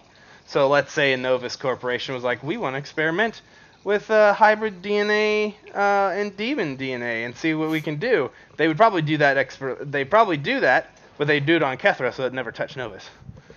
Gotcha. Okay. And they do it out in the wasteland where there's no cops. So maybe that answered Nick's question from earlier too. So it'd be like, yeah, the wasteland is anything goes. It's the Wild West. So is most of the world dead? A third of or it are is they dead. like forests? Inside the Veil, it's pretty decent. Okay. Imagine it's a little bit sparse than it should be because recycled water, redone, this, that, and the other things. A lot of people in a small space to feed, so most of that space is used. And a lot there, but there are some forests. There's plains and stuff like that, but for the most part, any natural resource that can be utilized is. Gotcha. Okay. Out in the wasteland, it's hit or miss because there's a lot of weird. It doesn't have the technology nor the gene modding or anything like that Under the Veil does. So diseases are different. Things might grow naturally, but there's also roving gangs, fucking artillery bombardments daily. Shit like that just happens there. And corporations try to exploit the land. So there's probably not much out in the wasteland except for scraps of the old world and scraps of battles and nasty dumb shit. Something Gotcha. something else that clearly needs to be decided in 208099 or 2899 was the most prevalent sport. Oh shit. That's important Who enough. the fuck cares? Sports ball. dude, It's a I'm major on this. conglomeration of all different sports put Yeah, together. sports ball is official. Sports ball. Is the official sport. I like it. Sport. See, that's why I asked, because now we could have sports ball as a professional sport. Oh man, the sports ball teams. And you want to know how you win? You do the thing and you score the points. you score the points to get the win. Yeah. Oh my god. Good job, local sports team. Trey, you're lagging like a motherfucker. Yeah. Yeah, your camera just went all fucking. Bleep blurp bloop. I'm a menacing robot. All We don't right. have player character robots yet. You can't quite do that. Next time. Yeah, if he gets to be a robot, I want to be a goddamn tiefling. Come on now. Well, you can gene mod yourself into a tiefling if you really wanted to, but. Oh, right. Now you can get those horns back. No, I just want my wings back because I don't like walking like the rest of you fucking Dude, you can get straight up goddamn like rounders. You get jump jets. jetpacks and shit. Yeah. Yeah, those run out of gas. Wings don't run out of gas. I don't have to reload a knife. Oh my god. Exactly. Hardcore. This All right. better? Yeah, there you go. Little bit better, yeah. Now you're not frozen at least. So you were frozen on my screen. Good. All right. So we can come back to questions too if you guys think of any as we keep going. But let's start out on you guys telling me what happens in Basic and how you all meet.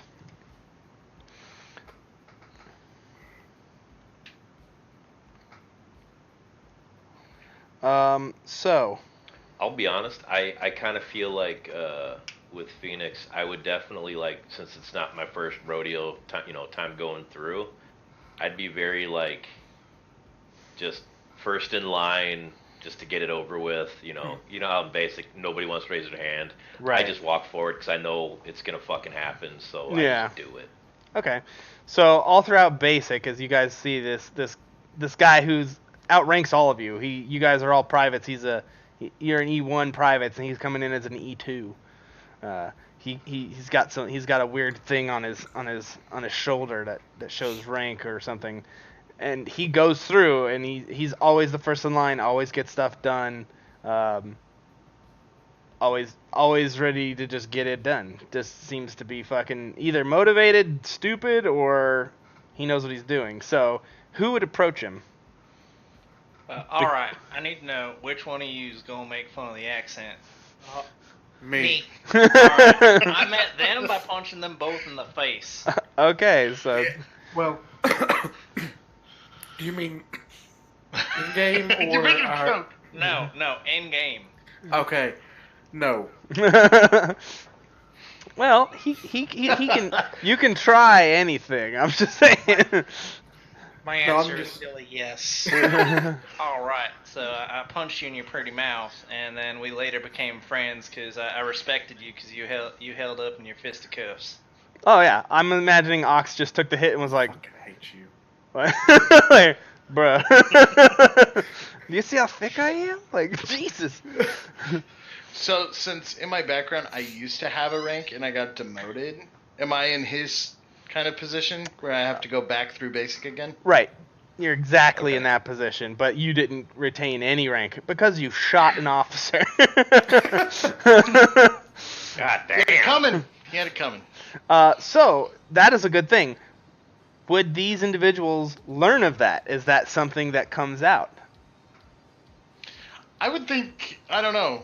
Do I don't know you- how you're gonna do. I will the tell it. punishment thing, I will but- tell you this way. Do you let it out?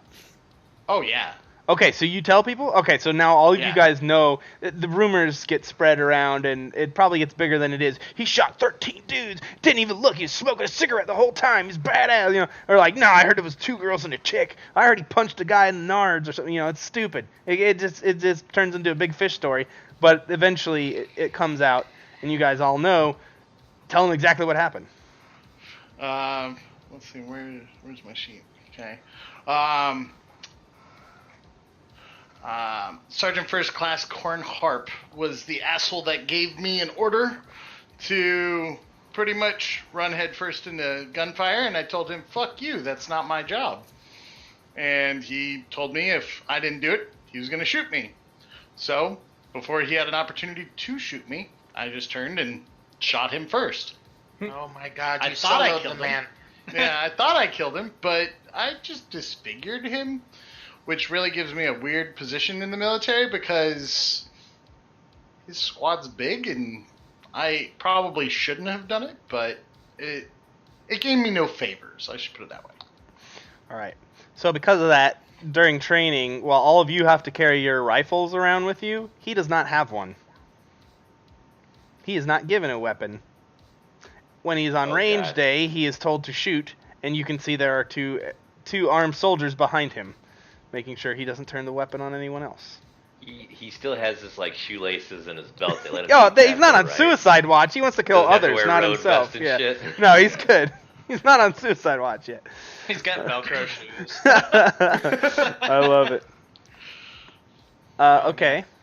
For Get those air $29.98. No, we had one guy that was like that. That was like, I'm gonna fucking kill everybody. So they basically treated him like he was on suicide watch because he might try to choke somebody with his shoelaces and he might try to do it with his belt. So he was like, just, it was so fucking hilarious. The guy was a moron. Okay.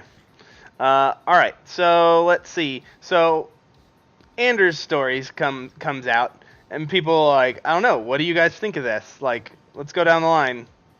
What do you think, Wolf? What should we? That was. What is your? I couldn't think of a name. Yeah, it's fine. You can fix it or keep with it. It's all good. What would your character think of? This guy didn't like that this guy gave him an order.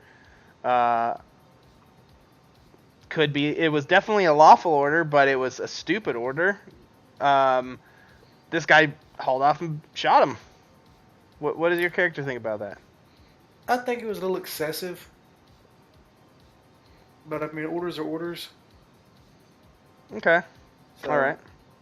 Clyde, what do you think about that? What? So I know the orders were stupid. Well, you usually don't order a medic to take a hill or clear a room. Okay, and the guy's a fucking idiot. He deserved it. Yeah, Dick All right. was a medic. Yeah. Yeah. Do I get to wear my medic badge on my arm? You would still have it. Okay. Yeah, you Okay. shot him and then patched him up, right?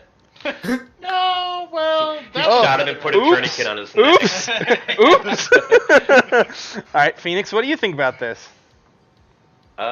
My initial reaction is to avoid him like the plague, but after giving it like a few days in basic to think about it, I love him and I try to become really good friends with him because that's hilarious. Yeah, you guys are both kind of outcasts. So it'd be like, we should stick together. That's why I would avoid him at You're first. both Like, better. look, I'm in enough trouble. Like, I don't need to be associating with that. But then after a while, I'd be like, I'm not gonna get away from anything or anyone. So fuck it, yeah, that shit's hilarious. All right, Ox, what is your thought process about this medic who tried to off his platoon sergeant because he gave him a stupid, technically lawful, but lawful stupid order. Everyone's got a life to live and a story to tell. Okay. I like it. Question. Yes. Now that I know that he's a medic, can I retract my earlier? Yeah, we're not role playing right now. Yeah. We're just setting up the Okay. story to see why you guys are all together and why you guys are gonna stick through thick and thin regardless of Okay. we're all fucked and we owe fucking 86 million. But yeah, so all right. But yeah, go ahead. What would you think of anyway? Yeah, I would think it was a stupid order, but that shooting him was a little excessive. Okay, it's pretty much the same damn thing, but you still think it's a If little dumb. your stream went down, John, by the way. Did it? Yeah, I have it like on the side. It just said, "Oh, it says the machine Twitch got machine." unplugged. Nah. Your Twitch Refresh machine it. got unplugged. Yeah, No, that's good. Just I'm refresh refreshing it. it. It was Oh, weird. okay, word. Anyways, if did anybody actually talk about how much their balance was? Oh, I'm pretty sure that's something that people would be like, so how much you in for?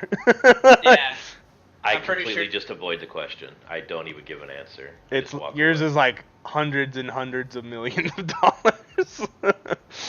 I'm assuming the numbers would be talked about, and then what got you there would have been Yeah, talked about. because it's prison. It's still Yeah. prison. You gotta.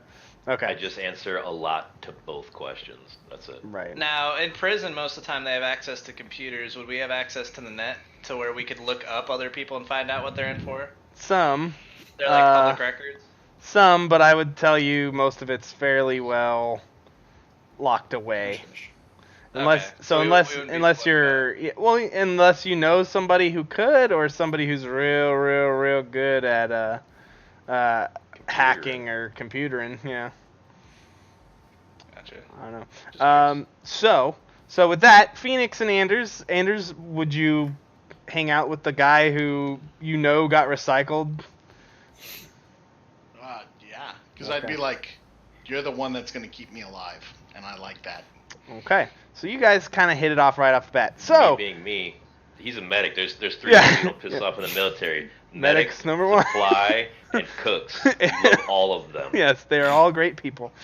Okay, Greatest so humans in the goddamn planet. Wolf and Ox, you were both punched by Clyde, and the drill instructors found out about it.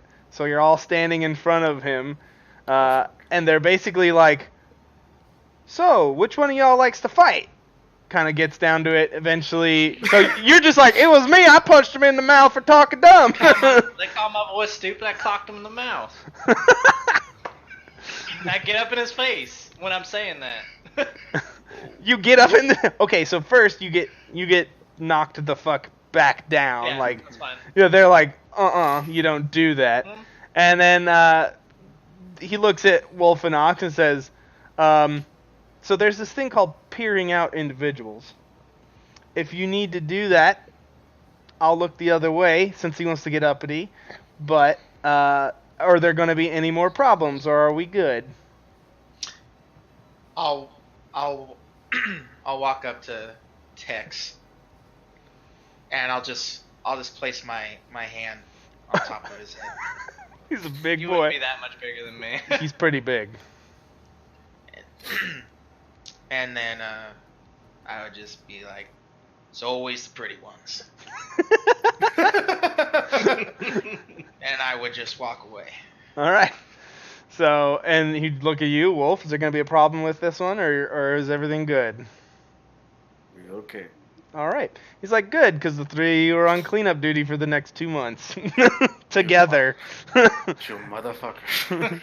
So, during this 3-month period of during what free time you would have, you guys are cleaning up the Did- barracks for fighting. Real quick, did I hear the drill sergeant say that or know they're on cleanup duty? Oh yeah, you would know. It's that nothing like that stays. When when that happens, you gotta fuck with the person. So I take a big shit in one of the corners. I fucking hate you. Give me a stealth check. no, we're not rolling dice right No, now. I'm all about it. Like I'm just, man, you guys gotta clean up in here. That sucks. Alright, so I see you do that. Oh, probably, yeah. Alright. Fucking drill sergeant probably sees me doing it. Shit, I don't care. He finds that piece of shit in his pillow later on. I would just look up and down. I like your handiwork. So you get Like someone's got some laundry to do now. you go to like lay down in your bed and your shit's in your bed and you just hear the drill sergeant like from across the hall. He's like, smells like shit in here, and then you hear someone say something, some other shitball probably like, don't be a tattletale, you little fucking piece of, get out of my face. Forsyth, bring your ass to the goddamn office right fucking now. Moving. And when you get there, he's like, you want to shit in the corner? Then you're going to help him clean up. You're on detail as well. I shit in the corner. Why would I do that? That's crazy, drill sergeant. I would never do that. That's disgusting. All right. And unhygienic. I definitely want to just be sitting on top of one of the tables while they're all like mopping, and then every now and then just like lean down and like scuff the floor, and then just kind of lean back and just keep watching. Are you staying in the same spot and you're doing that? Oh yeah, the whole time. Like someone comes over, like cleans it, and then walks away, and then it just okay. All right. So That's okay. So I would.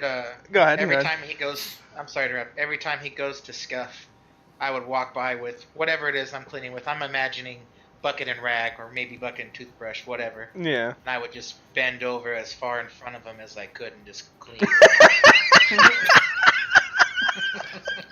It's so good. I love it. Oh my god. All right. So. Oh my god. Fucking basic training's turning into gay porn. Jesus Christ. Oh my. Whatever, this is actual basic training. This all would have actually went down. Actually, to be honest, yeah, pretty much. Yeah, This is dude. pretty realistic so far. In my basic training, I saw a man duct tape chem lights to his body, stripped down naked, into the middle of the floor where you're not allowed to walk and break dance, butt naked in front of everybody. Doable. This is not even the worst thing I've seen. So, but anyway, I can vouch. right? So, Saw a guy walking from the bathroom to his bunk with his AK or M4 on his shoulder, walking to his bunk naked. just fully torqued, ready to go. He just came out the bathroom with an M16. Like, no idea why. Just doing. Didn't even question it. His squad Didn't even is question making it. good. All right. So as this goes on, and a lot of you're on your cleaning duty. They basically tell Finks, well, since you used to know how to lead troops, lead this squad of fuck ups into making sure everything's clean. And you know what? While you're at it, since you like to shit on things, why don't you bring the medic? Make sure all you guys are clean and not getting any sickness from that. Since you got there, Anders, you've been getting the short end of everything. They know what you did, and it seems like they're punishing you for it, pretty much. So the 5 of you are now on cleanup duty.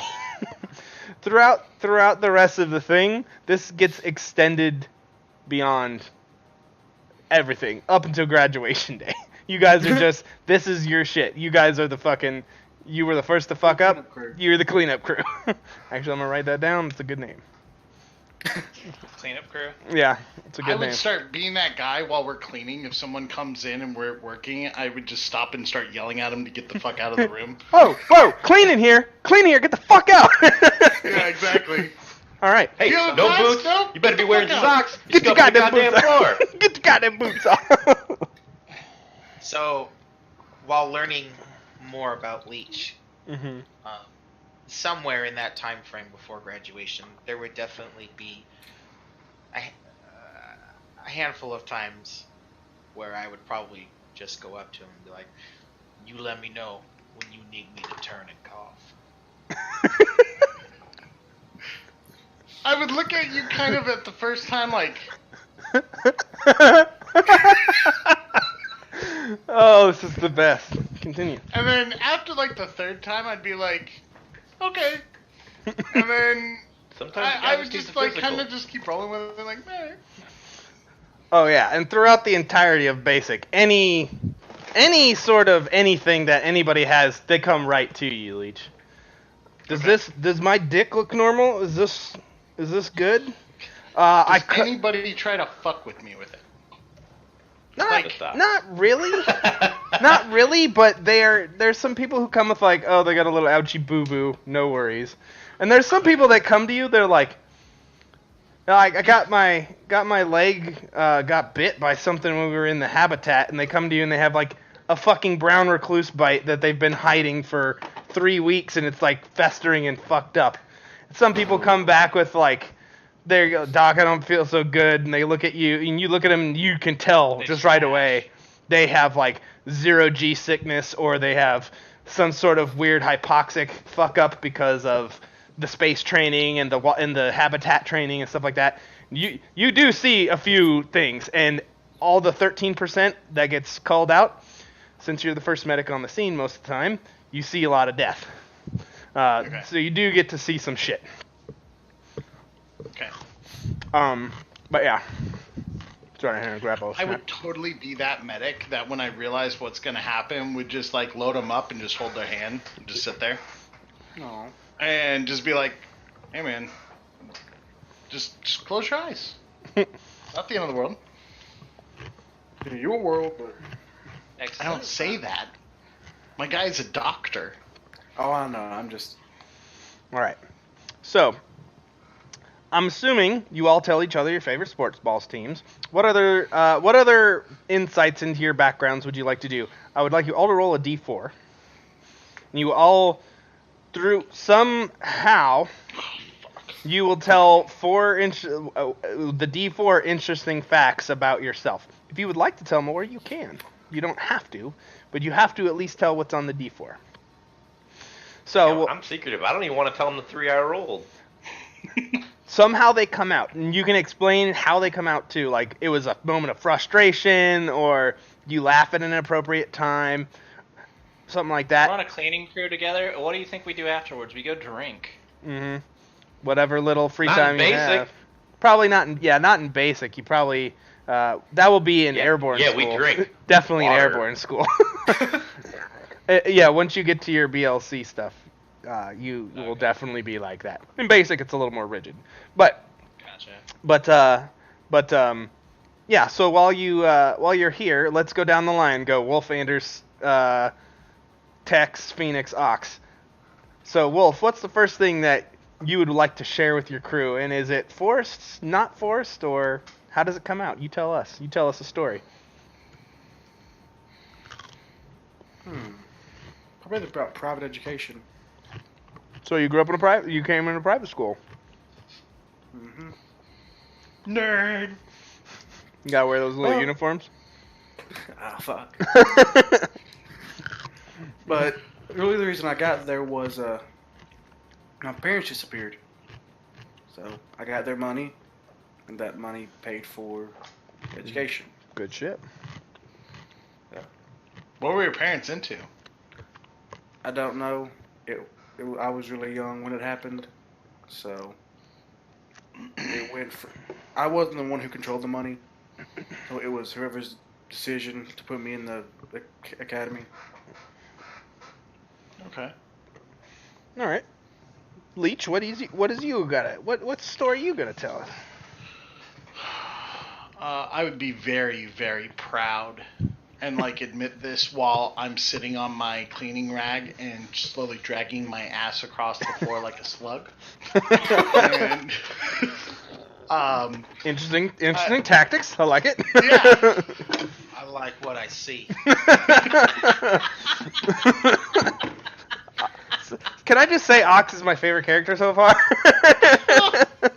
Well, yeah, because you get to watch fucking Locke hit on Nick for the whole campaign. This is gonna be a long campaign. But I would be like, so did you guys ever hear that drug called Essentia?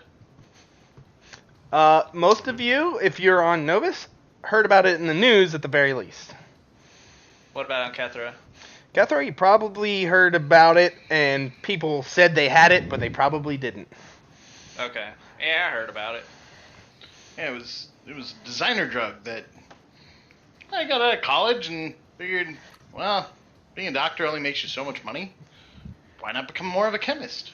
And that's when I would tell the story about how I came up with the idea of hallucinatory drugs and how easy they are to make, and people are stupid because the high only lasts for so long, but hey, it makes you super addicted, so you keep coming back for more. Jesus Christ, you're Walter White, Knox's Pinkman.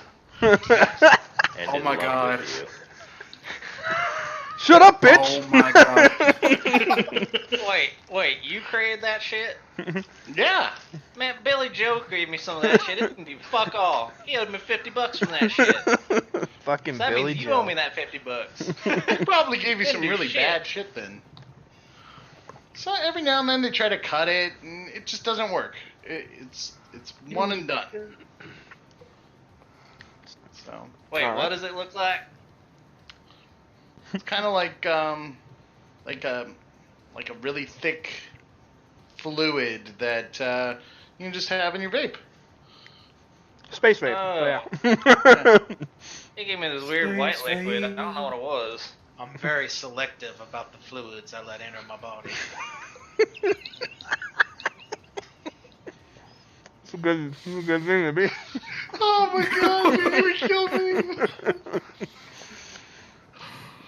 I'm playing that 7 charisma as hard as I can.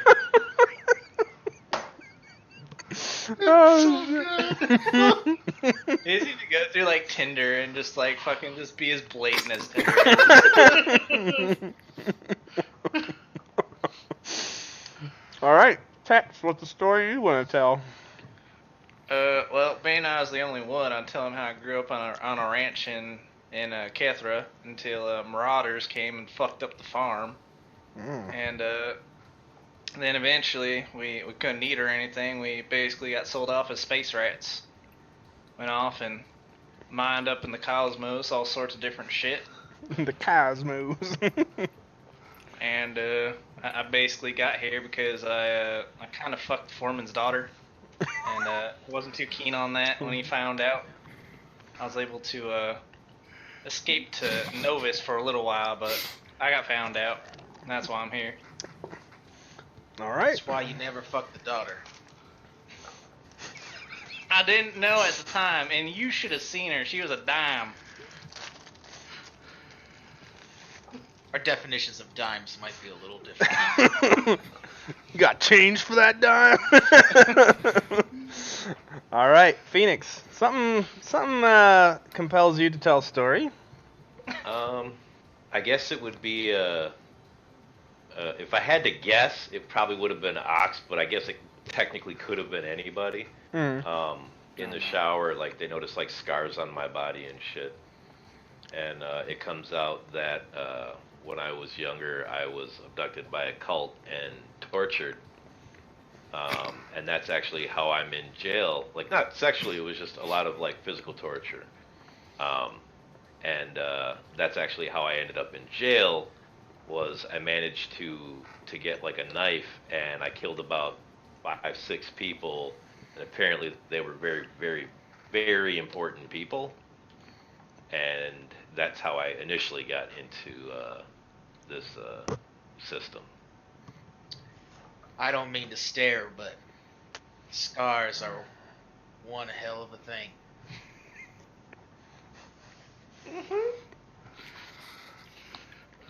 All right. So, They're like fine lines on a painting.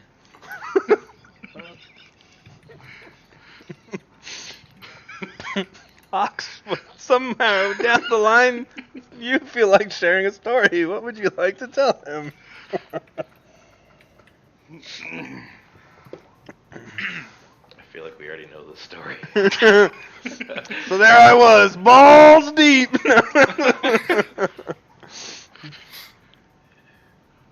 Reenact Kraken's story. Yeah, That's how I found out. Yeah, just tell us a story about how you fucking had balls clapping with a dude. He thought it was a chick, but found out it was a dude. Found out he liked it.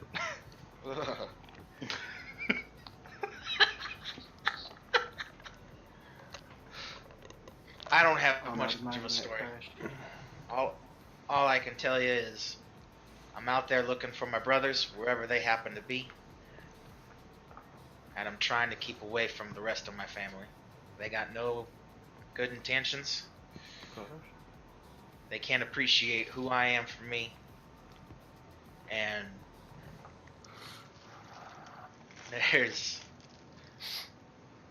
I am known for taking a lover or three to bed.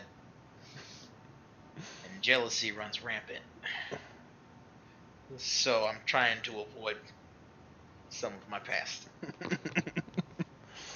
Damn. Big guy. That's fine. I'm trying to avoid your future.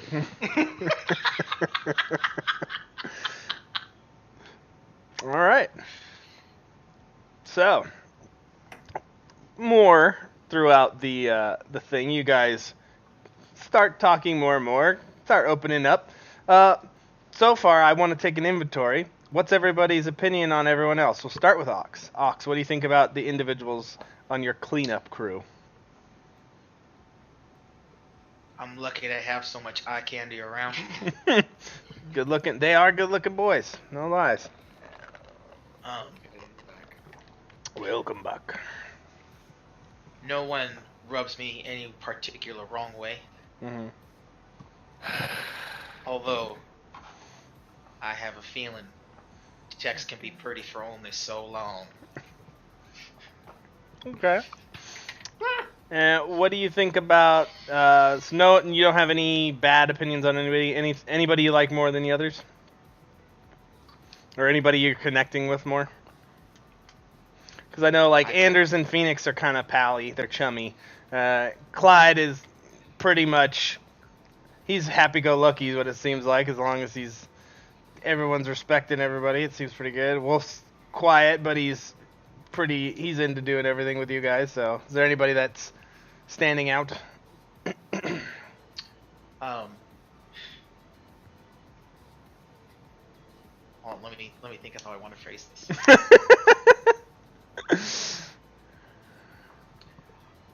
I look forward to to getting to know my team better as time goes on. And let's just say I like to take order. All right. All right, Phoenix. What is your general impression of your group so far? Tex's voice is kind of annoying, but he's an alright stand-up guy. I do think that I'm connecting with Anders a bit more just because of the experience and his general attitude. But nobody strikes me the wrong way. Nothing like that. I like the group. They're Good. Okay. And no one. So, pretty good so far. But Anders and you kind of click a little bit. Cool. All right. What about you, Tex? So personality-wise, I'm definitely the hooping and hollering type. Like I'm very excitable, if you will. So I might get on people's nerves a little bit for that. Out of anybody, it'd probably be Ox that I probably like the best, just because he's stoic, kind of like my pa. And He ain't like your paw. You don't know. And if It's there's $28.99, man. Wow, so your pa was gay too. Okay, that's the word for it. Stoic. Call me whatever you like. All right, but continue. And as far as people, I mean, everyone's all right. Wolf kind of gets on my nerves a little bit. He's a little bit too, just kind of sits back, doesn't do much. So and, a sniper. Yeah. Got it. Yeah, you did know during qualification Doesn't got much personality. he fucking railed these fucking shots. They were super close groups. 40 out of 40 for the qual range. Nailed everything. So, yeah. Now, I have a quick question. Mm-hmm. Is Wolf the smallest stature of our group? Actually, yeah, just give a brief physical description.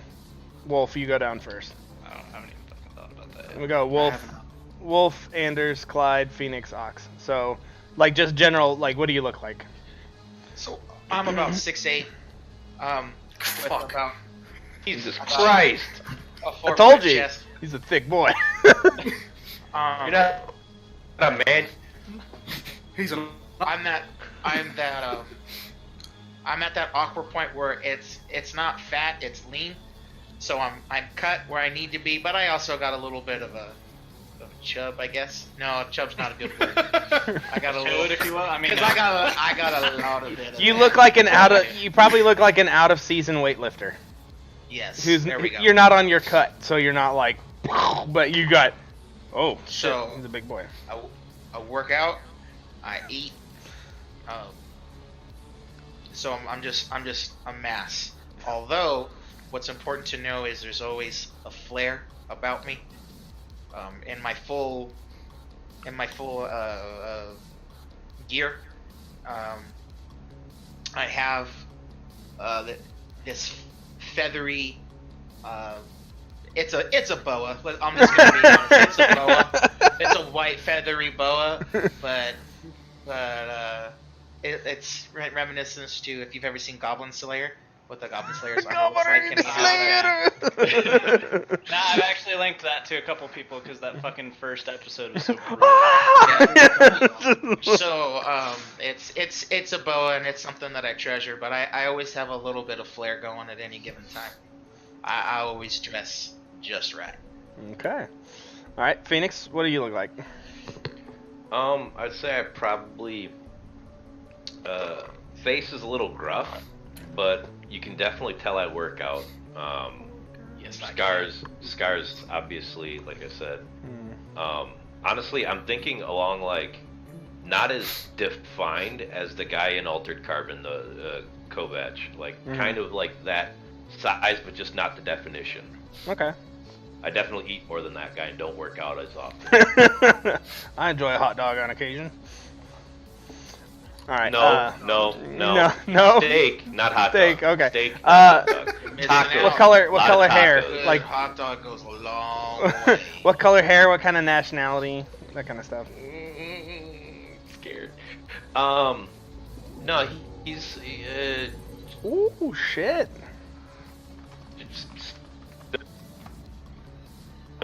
Dark Is it dark just as long? complexion.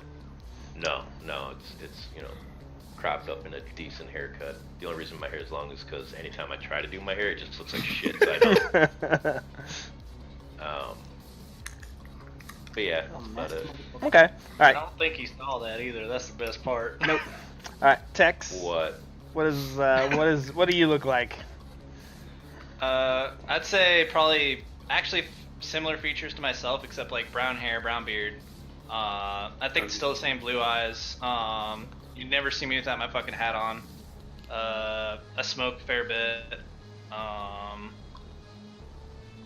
think that I'd probably be about 6'3", 100% farmer's tan. Like It's permanent. It doesn't go away. yeah, it's built in.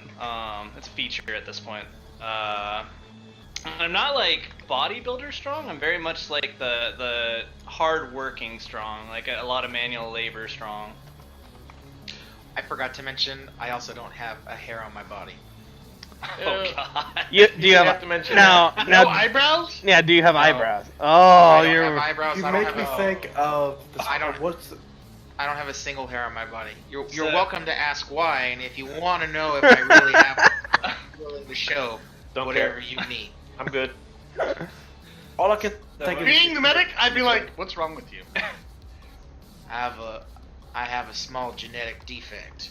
I bet. Okay. That code for penis. Could be. All right. So, all I can right. show you if you like. Nope. All right. I gotta go. I gotta go. Anders, go ahead and describe yourself. Maybe it's just because I've got pretty much a really short fade on the sides and very kind of long hair on the top that I just run my fingers through. More like a scruffy beard, like I haven't shaved in like 2-3 days. But it never gets any longer than that. And whenever I get bitched at to cut my hair, I just avoid that officer for a couple days so that they forget about my hair. Black hair, pretty much salt and pepper beard, I guess, at this point, mid-30s. I'm in fairly decent shape, but I got that whole like that dad bod kind of belly, a little protruding, but I'm fairly strong. I look pretty cut. Just don't ask me to take my shirt off, and we're good. So. Self-conscious Can I about get it or no? A rough height? Yeah, like, I'm like 6'2". God, you guys What are about some you, tall Tex? Rough fucks, height? dude. Jesus. You said Huh? 6'3" was Tex, so Yeah, 6 is 6'3". taller than me. Phoenix was a little shorter, but Yeah, not I'm by 6'1". much. Yeah. All right, and Wolf, let's get your description. Okay.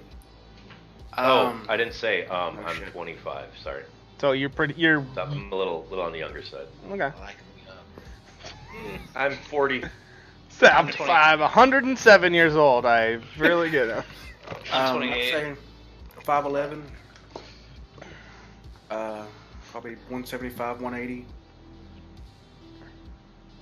Strawberry blonde, closer to red. With roughly short. I wouldn't say long. Wouldn't say short hair. Kind of in the middle. Finger length, probably. Yeah. Okay. Not very much facial hair at all. Can't really grow. Kind of hitting a little close to home there. Damn. I know the feel, man. This is years. This is years of growth. I Um, have such a stupid. Couple days. Yeah, fuck you. Fuck you. Oh man. Not fit, not fat. I'm Pretty skinny average. Skinny fat. Okay. No problem. I know what you're talking about. So. All right. So that's good. That's a good breakdown. So you guys kind of have like a good semi-physical description. You know a little bit about each other. Let's go one more round. One more round of the stuff. Real So quick. yeah, go ahead. Wolf, with you being the smallest of the group, I would have taken time to like set aside with you. No. It would have been fine. And I would. From whose perspective? You're gonna need a wheelchair. Got him. Got him. Since you're the smallest of the group, we definitely would have had a conversation. Where I would have told you, Jesus Christ. I would have told you that I can see that you can handle yourself with a gun real well, but don't worry. Always stand behind me, and I will always protect you. I will be far behind you. All right. Don't be too far. I'll be very far. You know the range Yeah, on he's kind of sniper. Yeah. You're definitely been tagged as the squad's marksman. So they were actually super impressed. Like, God damn, this boy can shoot. So, not that the rest of you did bad. Maybe Clyde probably didn't do. He's like, guns. I'll just punch him in the. Can I run up and punch the target? No, it's a live fire range. Don't run out on the range. Get back here, Clyde. Get in the foxhole. But go ahead. Yeah, just if it gets scary, I'm here for you. And there would definitely be that awkward giant man hug. Nothing. Love you, bro. Watch your hands. Watch your hands. This is the Navy. All right. So, with that being said, let's go back down the line. Starting with Wolf, what's another thing that happens and you feel compelled to share a story? What's the situation and what's the story? I've got a kid. Oh, shit. All right. Yeah. That's beautiful. After I got out of the academy, apparently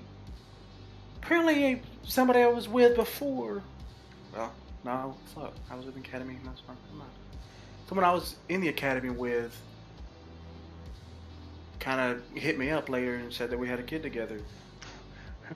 Oops. Which, yeah, big whoops. All right. But Definitely sounds like I something you think that weren't actually- expecting. Yeah, that actually classifies not as an oops, but as an oof. Oof. Yeah, it could be. That might be an oof. So, all right. So, Say oof. so what do you guys? Any interaction with that? Like, I got a kid. Oh shit. I'll actually do my turn right away, and I say I had a kid too.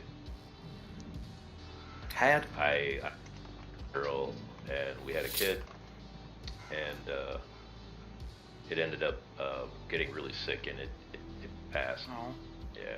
On that, I would hug him if he'd let me. Sure. All right, so you guys share a moment. That's a bonding thing right there. Like right there. All right, cool. All right, so anybody else have anything to add to that little sharing scene, or is that good? We move on to love Leech. to share the sound of pitter-pattering feet with someone. So you want I kids? put my arm around you and I say, kids are an amazing thing, man. Put my arm around Also, you. yes. You would hear a very subtle. You would hear a very subtle. I'm trying to be accepted. You're making it. Yes. All right, and I held it back for so long. all right, Anders, it's your turn. Sometime down your guys' extra duty of cleaning during your basic training, you feel compelled to share another little thing about you. Explain how it comes out and what you share. I guess one of those days that we're sitting, scrubbing the floors or doing something boring, I would just be like, I'd be sitting there just kind of daydreaming and be like, I really wish our team was co-ed. I got this hottie, she's in another squad, get to see her every once in a while. She pretends not to like me, she likes me. But, we got a thing. One of these days, we'll hopefully get out of, this shit purgatory that is jail, but hey, you know, gotta have some faith, I suppose. Well, Leech, if you ever need anyone to comfort you, let me know, and I will be Appreciate that, big man. happy to be there for you. I'd totally do the whole like try to slap your arm. Gotcha. Thank you. I also got a girl. Name's Ash. She lives on Novus. She's the one who hid me from Keith for a while. Ooh, we haven't heard about Keith yet. Yeah, who's this Keith? Ooh. Keith is the foreman, the one Oh. who got me put here. Oh, is Ash's daughter? No, it would be Rebecca Father. was his daughter. Oh, okay. But so you met another girl and she When helped you hide yeah, from him. yeah. Okay. Mhm. Excellent. I I love saved it. her from a little bit of trouble. Great and, country. I'm gonna tell you a secret. Ain't nothing good ever come from Novus. Nothing. I yeah. just look at you and I nod and agree. There you go. All right, there's another bonding point. I like it. I prefer Kethra. It's very much if you guys think you treat me weird here, God, imagine how they treated me over there. Yeah, right. They don't deal with my folk very well there. Yeah, my parents would probably talk a lot of shit to your face. And they'd probably end up with the same thing that happened to Ox and Wolf. It might happen. I don't know. Their security guard is kind of scary looking. They're all big motherfuckers like Ox here. I wouldn't want to try to hit my parents. If you can't tell, I don't give a shit. I'm in jail for a reason. All right.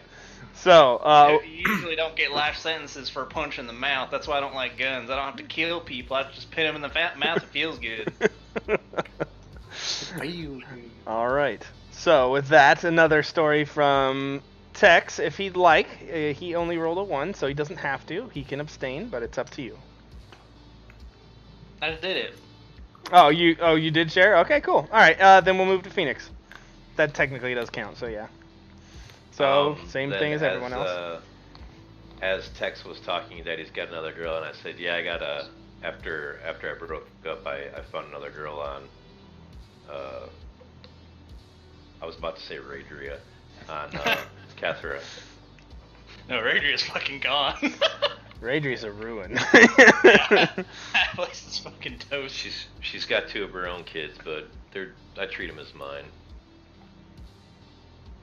Oh, Good so on you. he's a good guy. So you haven't mentioned anything about time. Are you ever expecting to try to go home? They let me visit every once in a great while, but it might, probably not Have you ever thought of it? every day. I get that. An honorable son of a bitch. I like it. right. And Ox, once more around the bend to you. Same thing as everyone else. Feel compelled to share it. One of the moments you guys all have all together, and describe when and how and what it does. So, my This ex is gonna be great. that I'm running away from. Well, I wouldn't say running away, but just trying to avoid. Try to turn in my brother Billy, who's taken a lot of heat for me. And in response, I shot him in the eye. God damn. Wait. You shot a fella in the eye and he's still living? Yeah, that's what I thought too. Been there. I know that feel. He's a bit more resilient, which is why I liked him so much. But nowadays, all he wants is for me and Billy to suffer, and that's why I want to find Billy, but I don't want to find Billy at the same time, because if he ever finds out, he could put him at risk, and I don't want to lose another brother. All right.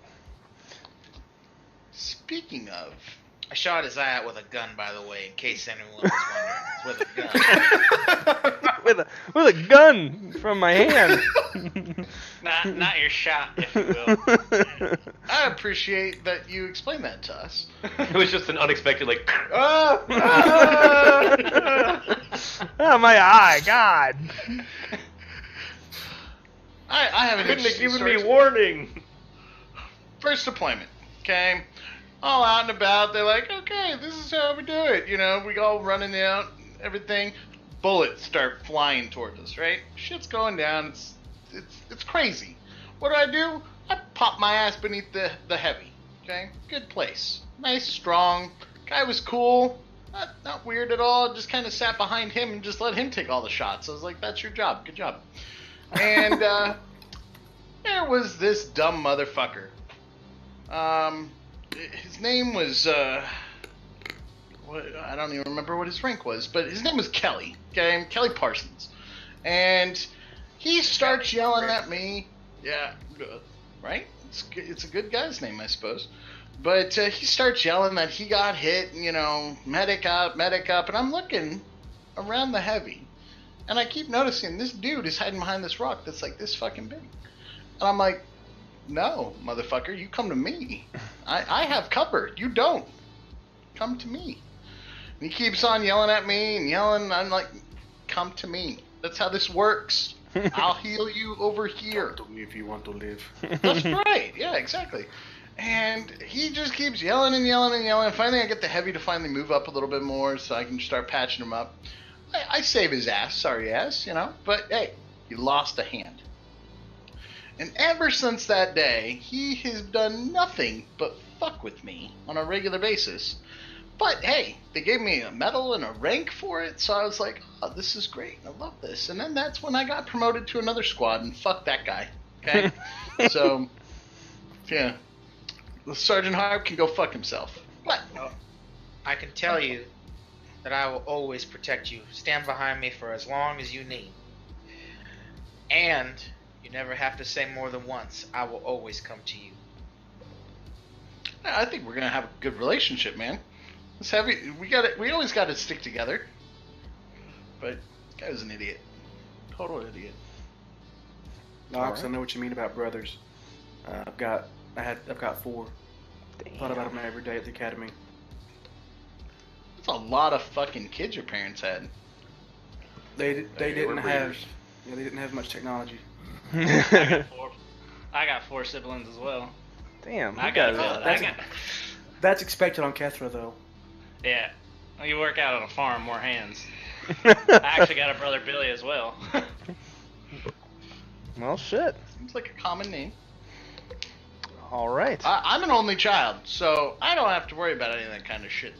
So this is great. My parents croak, I get their money. Woohoo! So I just have to outlive them at this point. That's what I'm doing. I mean, my me bills are that keep copy. rising. I'm okay with that. Just gotta outlive them, and hey, I'll get it all. Money causes more problems than it solves, but you can't live without it. Hey, That it works, solves getting me the fuck out of this place, so I'll take whatever I can get. Truth. Look, if I get to that point and we outlive those motherfuckers, I will pay for all of us to get out of this. There it is. Mom and Dad got enough money. Buddy. Yeah. They're punishing me, so they didn't want to pay my bill. Assholes. All right, I like this. So you guys kind of have a decent rapport with each other. Been through some shit, gone through some training, went through your red phase. Graduation day comes, as I said. You get your repatriation paperwork. You attend the funeral for the 13 individuals who perished during your training. You are given ranks, and you are assigned your units. When you go to your collection point after the ceremony, which almost no one attends, none that you're allowed to visit anyway, a lot of you stand there, and what was the name of the first sergeant that get you that training, Phoenix? He's your That guys' first sergeant, by the way. That was First Sergeant St. Pierre. All right. He calls you guys all into the room, and he says, "Well, good news, cleanup crew. You guys are all stuck together." And he also calls an attention to order and reads out, the UWC finds Private First Class Phoenix Forsyth to be a great credit to this nation, or to this organization and this unit, and we see fit to restore him to the rank of corporal. You've been promoted to corporal. Woo! Congratulations, you are the fire team leader for Fire Team Alpha.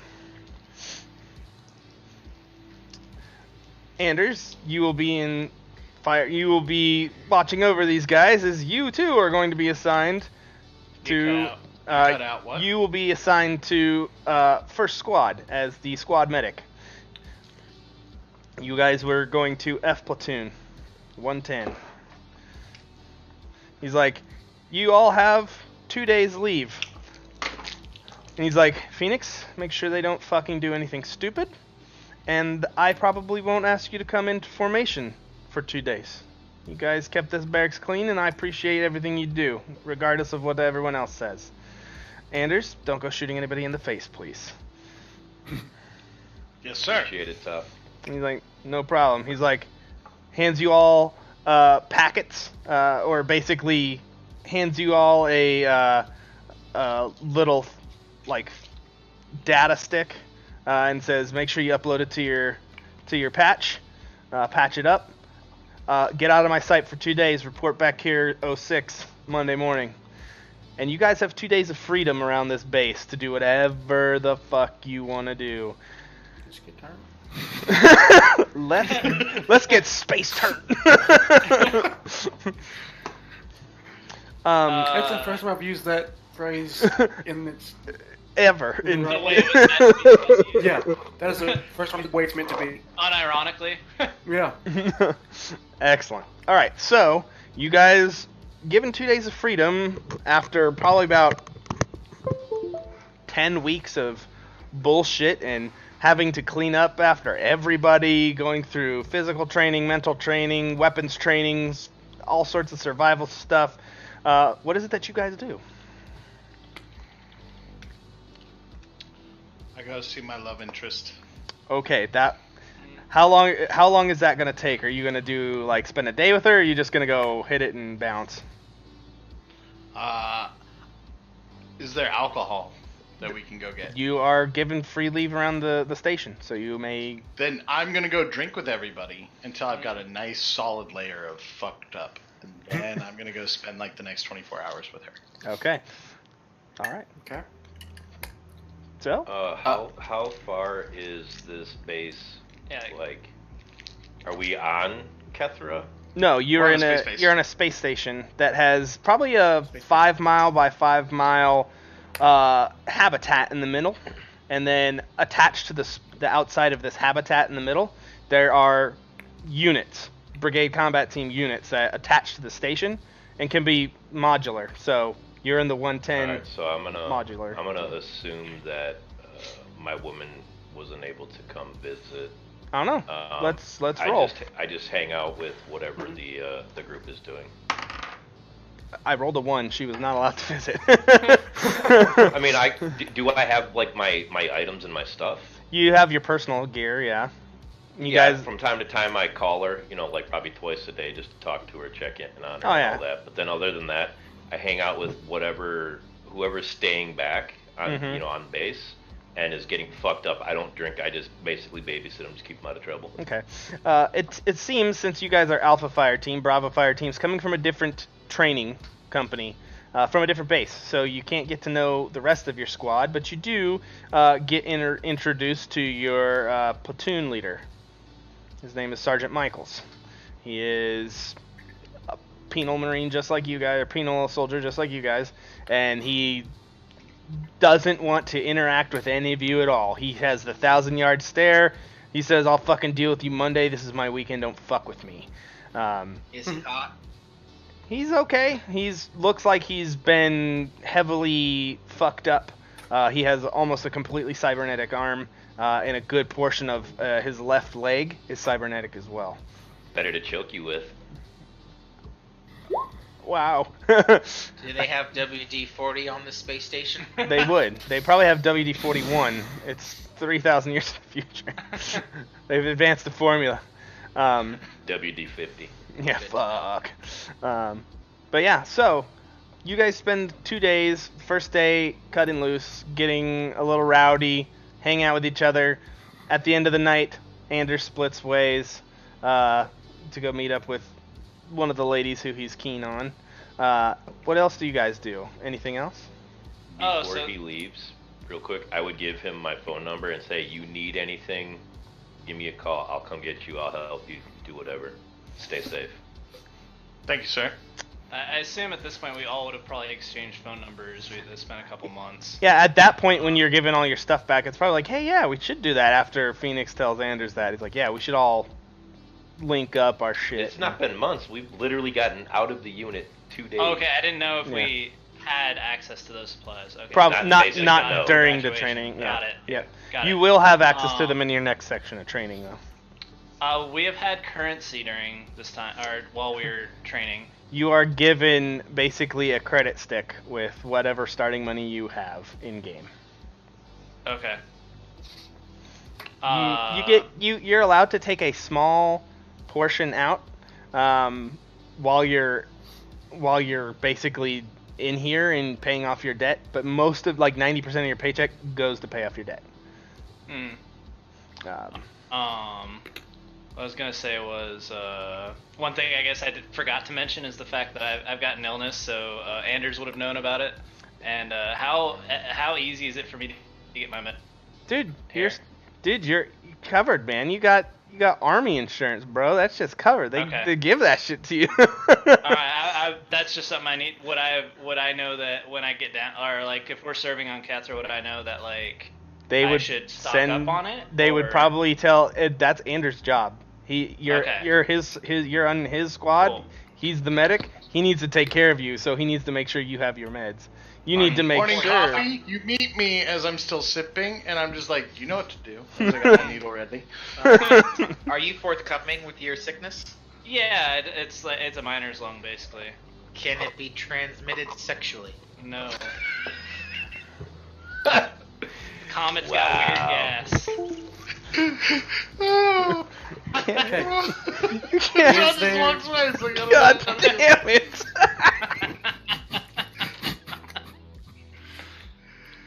Questions I gotta ask. I thought I knew who your love interest was. I think I was wrong, and I'm not sure anymore. I think it's changing. I think it's everybody. let me tell you what. You ain't never gonna know till it's too late. Oh I no. start stapling my asshole closed. You know, they got a genetic mod for that. They do. Fucking straw. So something my I God. would have done is I would have not. Obviously, I don't have any money, so I'm not going on a shopping spree.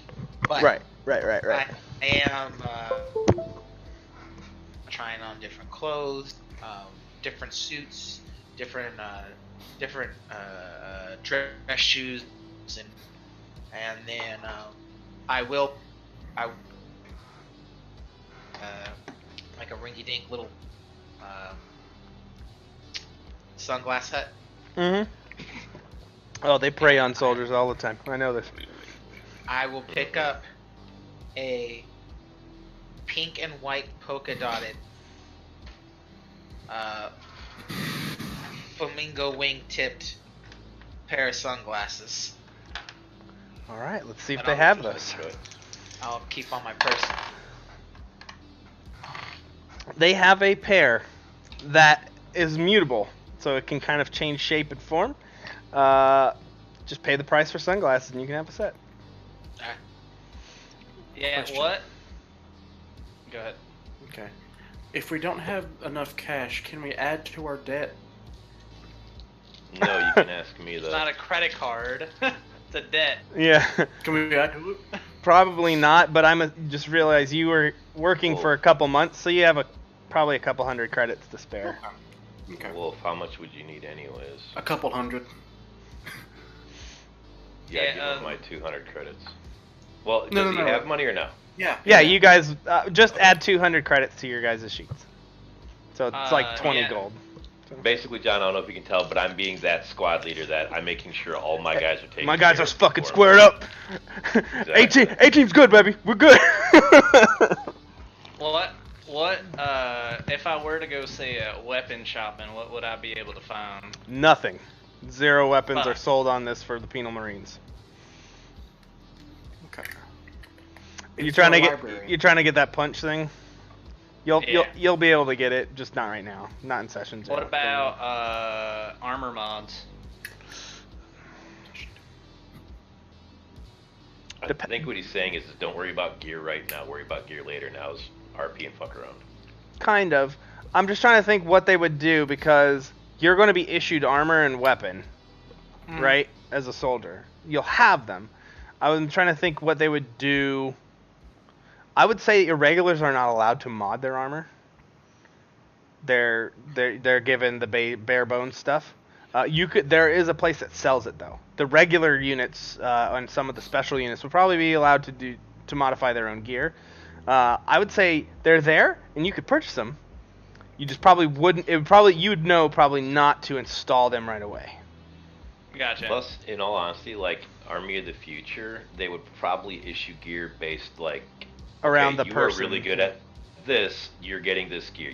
You're good at this, you're getting this gear. So I think we should kind of take like the starting gear, the starting armor, the starting equipment, just as part of the Oh yeah, issue. I'm gonna give I it. mean, You guys are gonna get that. You're gonna get once you get to your squad at the end of this. You're gonna get issued your shit. So, all right. Yeah, I was checking. I didn't even know. What I was looking for is nowhere near my price range anyway, so it's It's fine. all good. Yeah, I would say a lot of Stop being a a broke lot of bitch. the civilian style shops or like the stuff they're trying to get the soldiers to spend their money on are things to improve their combat stuff. Or there's just companies that they sell gears to people, make people geardos. But yeah, there would be stuff like that. But yeah, like they would be able to sell it to you, but you would know better not to put on your armor yet. So, but you could purchase it if you had the money. Might be relevant if you guys come back here, kind of thing. You know what I mean? Or go to another brigade or another division star base. Okay, so with that, last day. Anything else you guys want to do on your cut loose day? Okay. Two Obviously, I questions. would. Oh, go ahead. Go ahead, Greg. I was gonna say call back to family and my girl and all that. Yeah, you guys are able to do that, and it's Standard. as heartfelt as you'd like it to be. It's no problem. Gives you that little taste of home that you've been craving for a month and 2 months now. So, but yeah, what were you gonna say, Wolf? One, is there a library? There's the internet, so yeah, you could get anything Okay. you want. Yeah. Two, is there a liquor store? Yep. Oh, the classics, hell yeah, baby. That shit's stocked. Okay. Yeah, that's the main Because- store on any military base. It's the biggest. It's right next to the Walmart I'm gonna equivalent. get like not a fifth. Like I don't know whiskey. So You're gonna get 750, Yeah. a liter and a half. normal bottle, just a good bottle. Of What is something? the small? The small would be the fifth. 750. 750. And then I'm gonna look and see if there are any technique books on like breath control, shooting online to see if I can learn anything new. Yeah, sure. Yeah, you probably frequent shooting sites, being a firearm enthusiast. You probably know some, and you can spend the rest of your day finally being able to relax and drink a little whiskey, check out your shit, watch some videos, techniques, practice, follow through, stuff like that. Yeah, easily done. So you spend the rest of your day honing your craft. Anders, you wake up. That was a interesting thing. She has duty today, so she was off in the morning. I grab my shit. I know what to do, and then I get a coffee to go, and I go find Tex because I know I gotta go give him his butt shot. It's just pills. There's no shot. So does Ox. Where can I sign?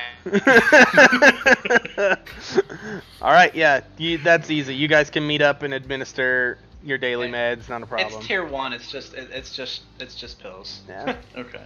It could be an injectable. I mean, A suppository. and from now on, Anders is gonna have to order it. If it comes different routes, he could, whatever the unit allows. So.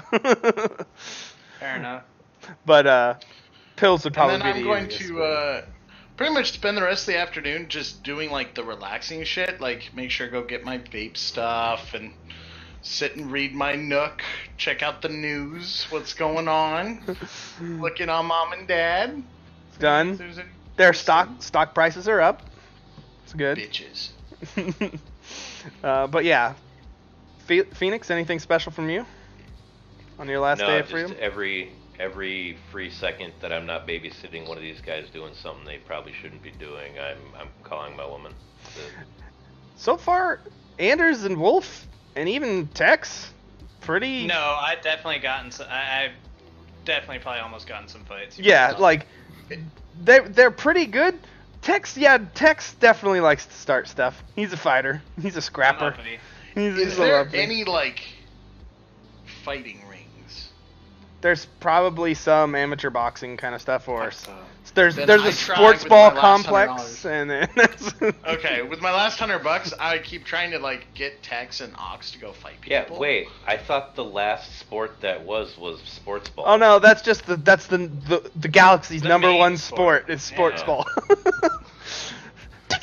Sports My ball. bad, I'm sorry. Even in a futuristic society, I don't understand sports very well. I love it.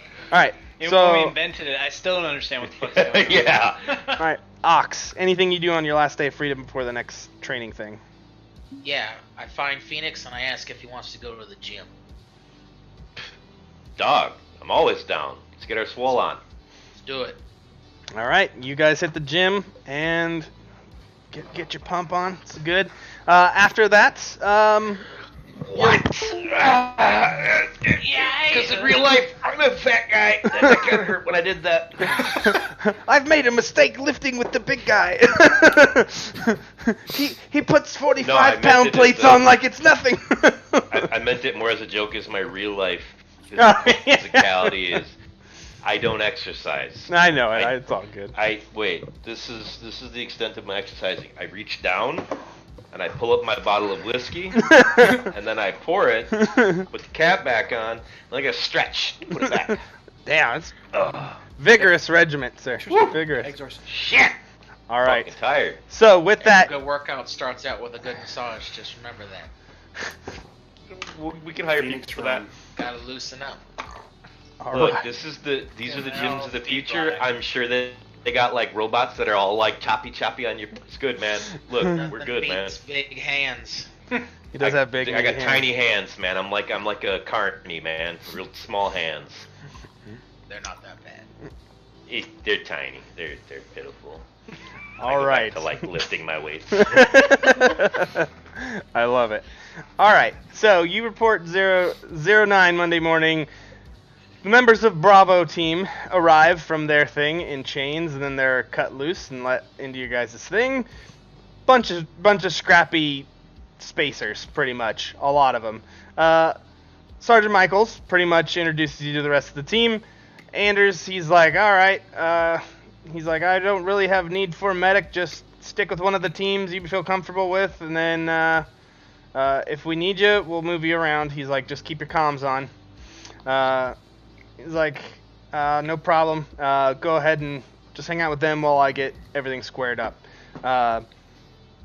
You guys have orders, and they come across your comms. Basically, report for standard issue, and be prepared to report to drop training. It's black phase. You head in easily. Phoenix is pretty familiar with this situation, as are you, Anders, and you guys make your way to basically a central issuing facility where you get a bag full of fucking gear. You get standard armor, weapon, pistol. You all get a comms device, so you can... I'm going to write this down, so don't worry about it. You all get a comms device, where it's basically like a small portable radio. You can just count it as like a smartphone or something, because that's pretty much what it is. Standard issue melee weapon, survival gear, pack, stuff like that. That gets handed to you, and then basically you're all lined up as Sergeant Michaels is like, all right, cool. He's like, waiting on our fister, waiting on our fucking sapper. I don't have them here. They'll be here soon, hopefully. He's like, but we're going to go over fire teams, and he starts going over stuff. He's like, calls out all of your guys' name. He's like, Fire Team Alpha, Corporal Forsyth, these are your boys. Make sure they're good. He's like, Roger. Says over to the other guy, he's like, all right, Sergeant Chester, make sure your boys are good too. Roger that. He's like, all right. He's reading down the line. He's like, Bravo Fire Team, you are allotted one designated marksman rifle, one heavy weapon, one grenade launcher, underslung. He looks at the guy. He's like, the rest of you are riflemen. Go see the lady at the cage. He looks at this and he's like, all right. Wow. You guys hit both ends of the spectrum. Well, Forsyth, you have a damn good shot. Both you are assigned your primary designated marksman rifle. Looks at Tex. He's like, you can't hit the broadside of a fucking barn. Would you like... He's like, would you like a shotgun? Or would you stick with a rifle? What I wrote down on my sheet is I got a machine pistol. Okay. Would that have been an option? Yeah, he's like, you want to be a pistolero? All right, you found your rat. Make sure you equip him well, Phoenix. He looks. He's like, all right, and then Ox. Well, a man of your stunning stature only can carry one big ass gun. Unfortunately, I wish I could give you two.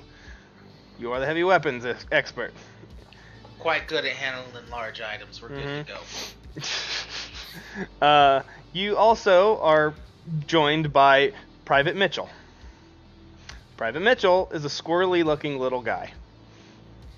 Absolutely terrified, and he reports to the squad, looks at Phoenix, looks at Sergeant Michaels. Sergeant Michaels says, don't look at me. Take commands from your fucking squad leader. Yes, Sergeant. And he's like, oh, that's a rifleman, by the way. So he hands that to you. He's like, Phoenix, you are allotted one grenade launcher. And seeing as I don't want that short shit piece of scrawny fuck holding a goddamn grenade, it's yours. Congratulations. So I will go ahead and assign those weapons and make like a kit for you guys by the next time we play. They also, once you guys all got your gear. Out of curiosity, are we like now getting our gear? Like the stuff our starting gear? Your starting gear, yes, you will have. That'll be in your personal lockers. This is like standard issue extra gear. Yeah, this is on top of what you currently have. I was going to say, because I have 2 machine pistols, don't give me a rifle. No, those are your personal gear. No, yeah. Yeah. That's why I was wondering. And he's like, all right, you will have this gear loaded and ready on your fire team pallet. 2 hours. You guys load your shit, get it ready, get your personal belongings ready, get your gear stowed. 2 pallets come in, another group of admin gear goes on top. And then 2 of the fire teams loaded on the truck. Leech, the whole time you're sitting there, just chilling. Medics don't gotta do a goddamn thing. He's like, just make sure you get your shit on the gun. Just make sure your shit's squared away on the command pallet. And he's like, oh, you'll get a gun, but it's got a bio lock, and we gotta get that installed. Hope you don't mind cybernetics. Mom and Dad are gonna be so proud. But yes, as this happens, hours go by, have a small formation, and he informs you guys are going to be going on to drop training. You've been selected to be the airborne platoon. In black phase training, which is the 4th phase that you've been through, you will go through basic light warfare course. Basic light warfare course goes through the RDI training, rapid deployment indoctrination, learning how to be stormtroopers, pretty much. You attack fast, hard. Shit, nobody can hit anything. No, you guys are fucked. That's why I spray. You, over the course of the next 5 months, you will also go over drop pod operations, airborne operation training, advanced tactics, advanced weapon training, small unit basic tactics, and you will be culminating in next episode, which is your FTX, the Orchid Fall scenario, where you will have to assault a position, an actual position from an actual drop pod. It's a training scenario, so it'll be against robots, but it is live fire, and everyone will have to perform. You'll be carrying everything you have into battle, and you will do that. He informs you as well. He's like, this is hazard rated. All of you will be given hazard pay. Your patriotization will be placed into a rapid placing initiative, which will cut your costs in half, because your life expectancy is also cut in half. That is on completion of the exercise. He says, Once I hear that, I just nod and go, He says you will also be given weekend leave during training. If we are not training on the weekend, you will have 100 kilometer radius passes to any point on Kethra week of graduation. I.e., you can go to the big city if you want after you graduate. With that, you guys go through a fucking hellacious shitstorm. It is not fun. It is hard training, technical shit. Pretty easy once you get into the swing of things, and you just realize, oh, we're fucking big dick swinging door kickers. That's what we do.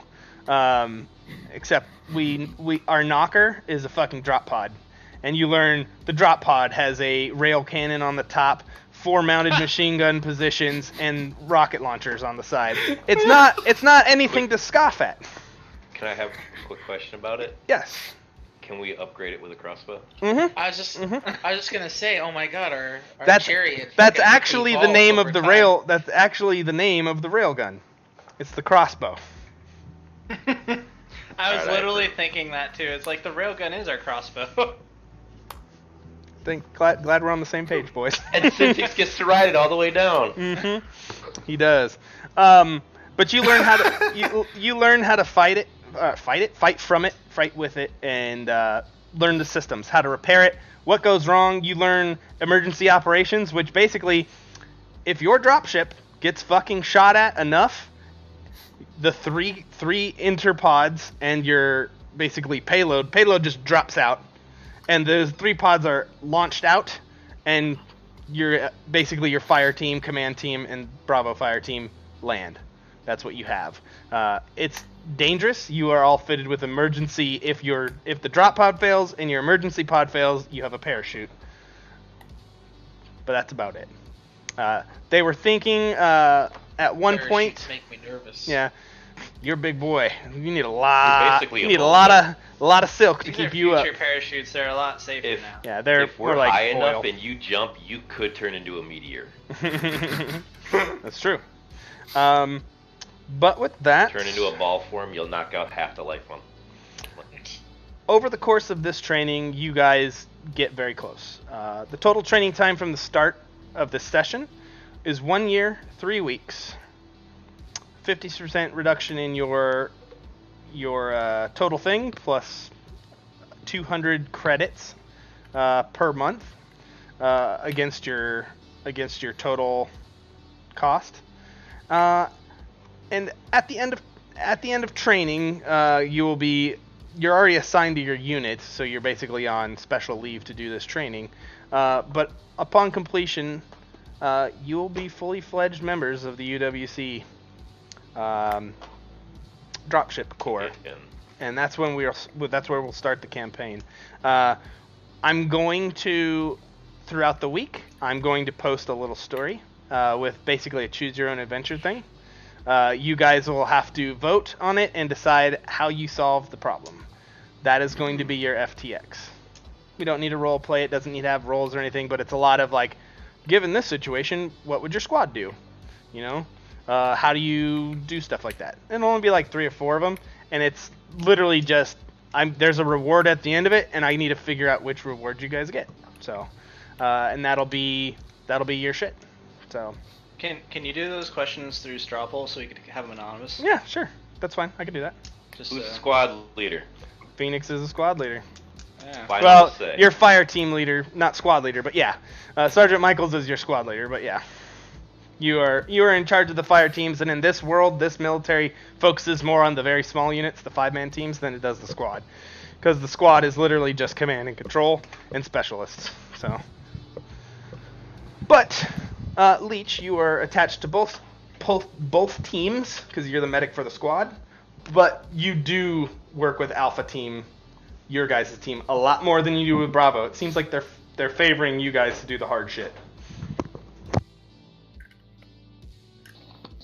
Do I get to know any of them? Yes, but I don't have the names written down. So. Guy 1, 2, 3, 4, and 5. I don't like 3. Cause fuck that guy. 3's a dick. I'm pretty sure I'll accept that.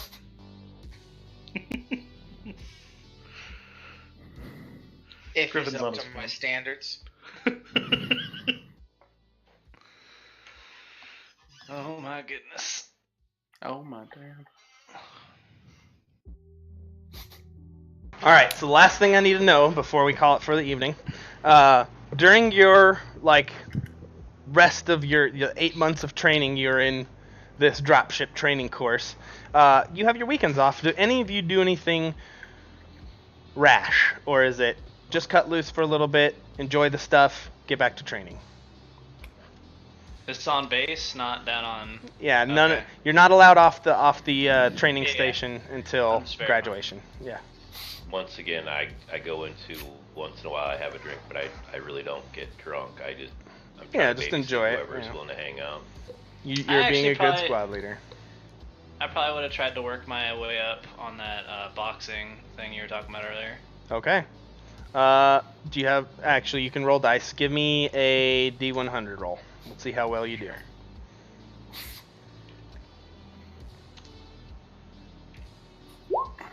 You end up in 87th place out of 88. You do fairly well. You get a little renown around the place, and kind of it does well for your squad. Hey, they got a fucking scrapper in there. Don't go fuck with those guys.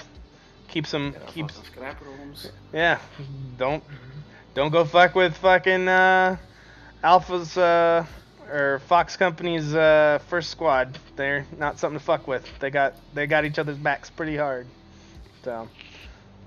And I'm definitely there cheering. Oh yeah, fuck yeah. So, any other questions or anything you guys want to go over tonight? I think you guys have a good base for like, hey, we're a fucking squad, family, we do shit together, we have some things in common. I don't think any of you are like, now I'm gonna go sit in the corner and brood, I'm so dark and mysterious. It seems like you guys will work well together. Wolf's the quiet sniper. You got the sassy medic, you got the scrappy Texan, you got the good squad leader trying to hold it all together, and you got the big, beautiful man that carries a big, beautiful gun. This sounds like real military to me. It does. You Actually, guys it came really together does, yeah. really, really very well. As 'Cause there's always that one like quiet weird guy in the squad. Of course he's a sniper. Oh, But he's Yeah. our yeah, fucking he's weird your guy. he's You know your what I mean? dude, yeah. And Nobody he's fucks with our weird but guy. you- He's our weird guy. yeah, but he's already opened up to you in a little bit, and he's there. He's doing shit with you. He's making sure your squad's taken care of. You know, he's got he grew up. He's got some brothers. He's the and, ends you know, guy.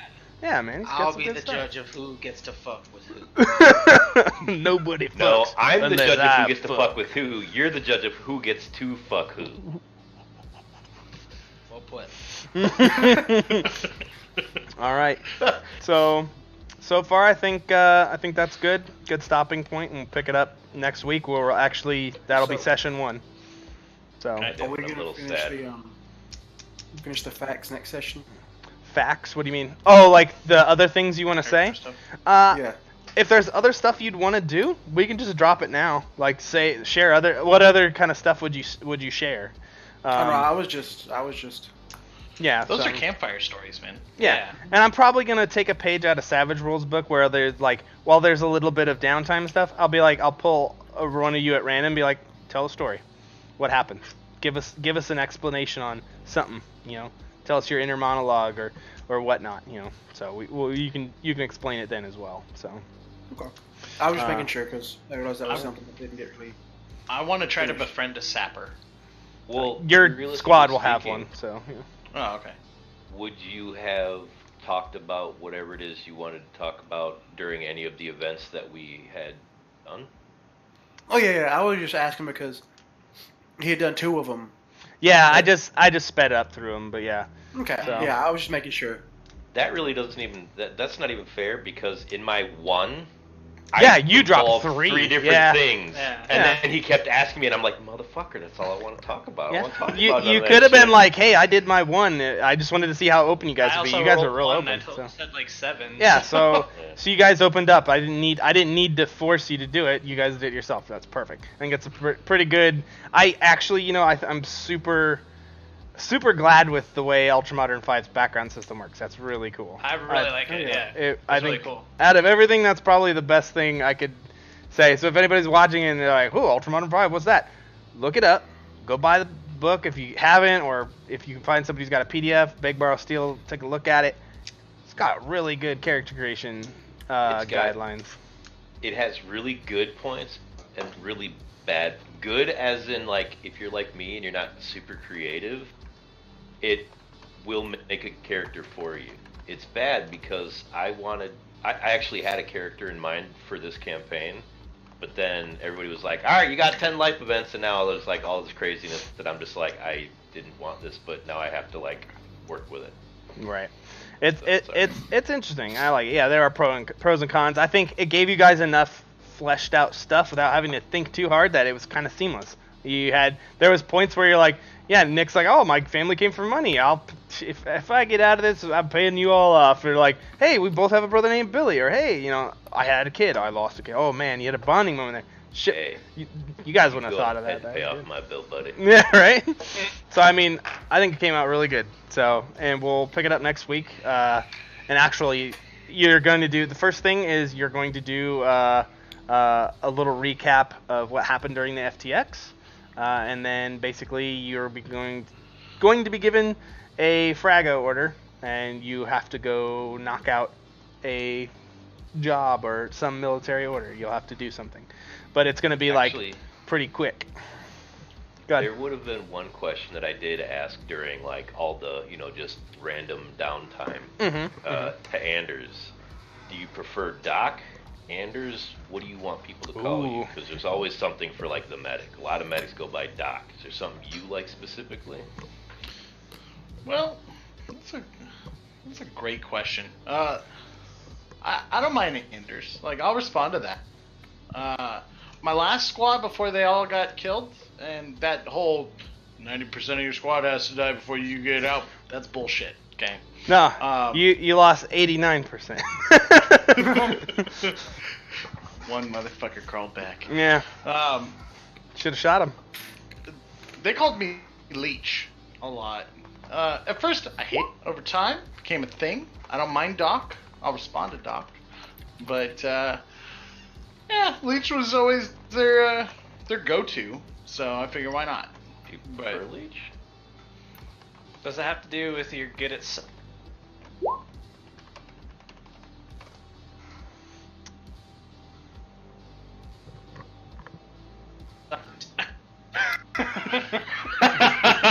I elbow you, and I'm like, I was asking for you, dumbass. I'll ruffle your hair. Cute, cute. In medieval times, doctors used to use leeches to heal each other. It was something about it filtered the blood, which was total bullshit at the time. But we do know leeches do have some good properties. And I don't mind the name. It's kind of become a term of endearment. I don't look at it as a bad nickname, but... Leech. You're going way too deep into it. Leech. All right. Easy enough. I like it. All right, so homework for me. I need to get your standard loadout kit given to you. You guys have to do the math on how much extra cash you have. Just remember, a credit is like a silver, and a gold credit's actually worth a gold. You'll know it because it says gold in it. Most stuff's paid for in credits. But I took my money off of the currency here because it actually adds weight. And I'm assuming this is either paper or electronic currency. All electronic. The only thing that has weight are gold currency. They're the only gold credits are actually paid on data sticks that are like unhackable things. You have to have that stick to have that money, and you can deposit it in the bank for credits. So, or you can deposit it in the bank to hold it as gold credits. You can freely transfer gold credits to credits. So if you need to break down and get some cash, most people pay for shit in credits. It's the standard fare. Gold credits are just basically like bearer bonds kind of shit. So. Yeah, on my actual character page, you know how there's like those little shares that you can put stuff in? The gold. I put one in there. I think I can actually change that. I'll mess around with it. Okay, I'll see what I can do. I'll see if I can change it so you can use those if you want. But otherwise, yeah, you can just use the bio page stuff. So, all right. Well, I think that's a good place to stop for the evening. So I'm gonna go ahead and say. Thanks everybody for watching. We had a nice raid. Anybody sticking around for the Maddie stuff, appreciate that, guy. Appreciate you guys coming in, and we will catch you next time. Adios. Later.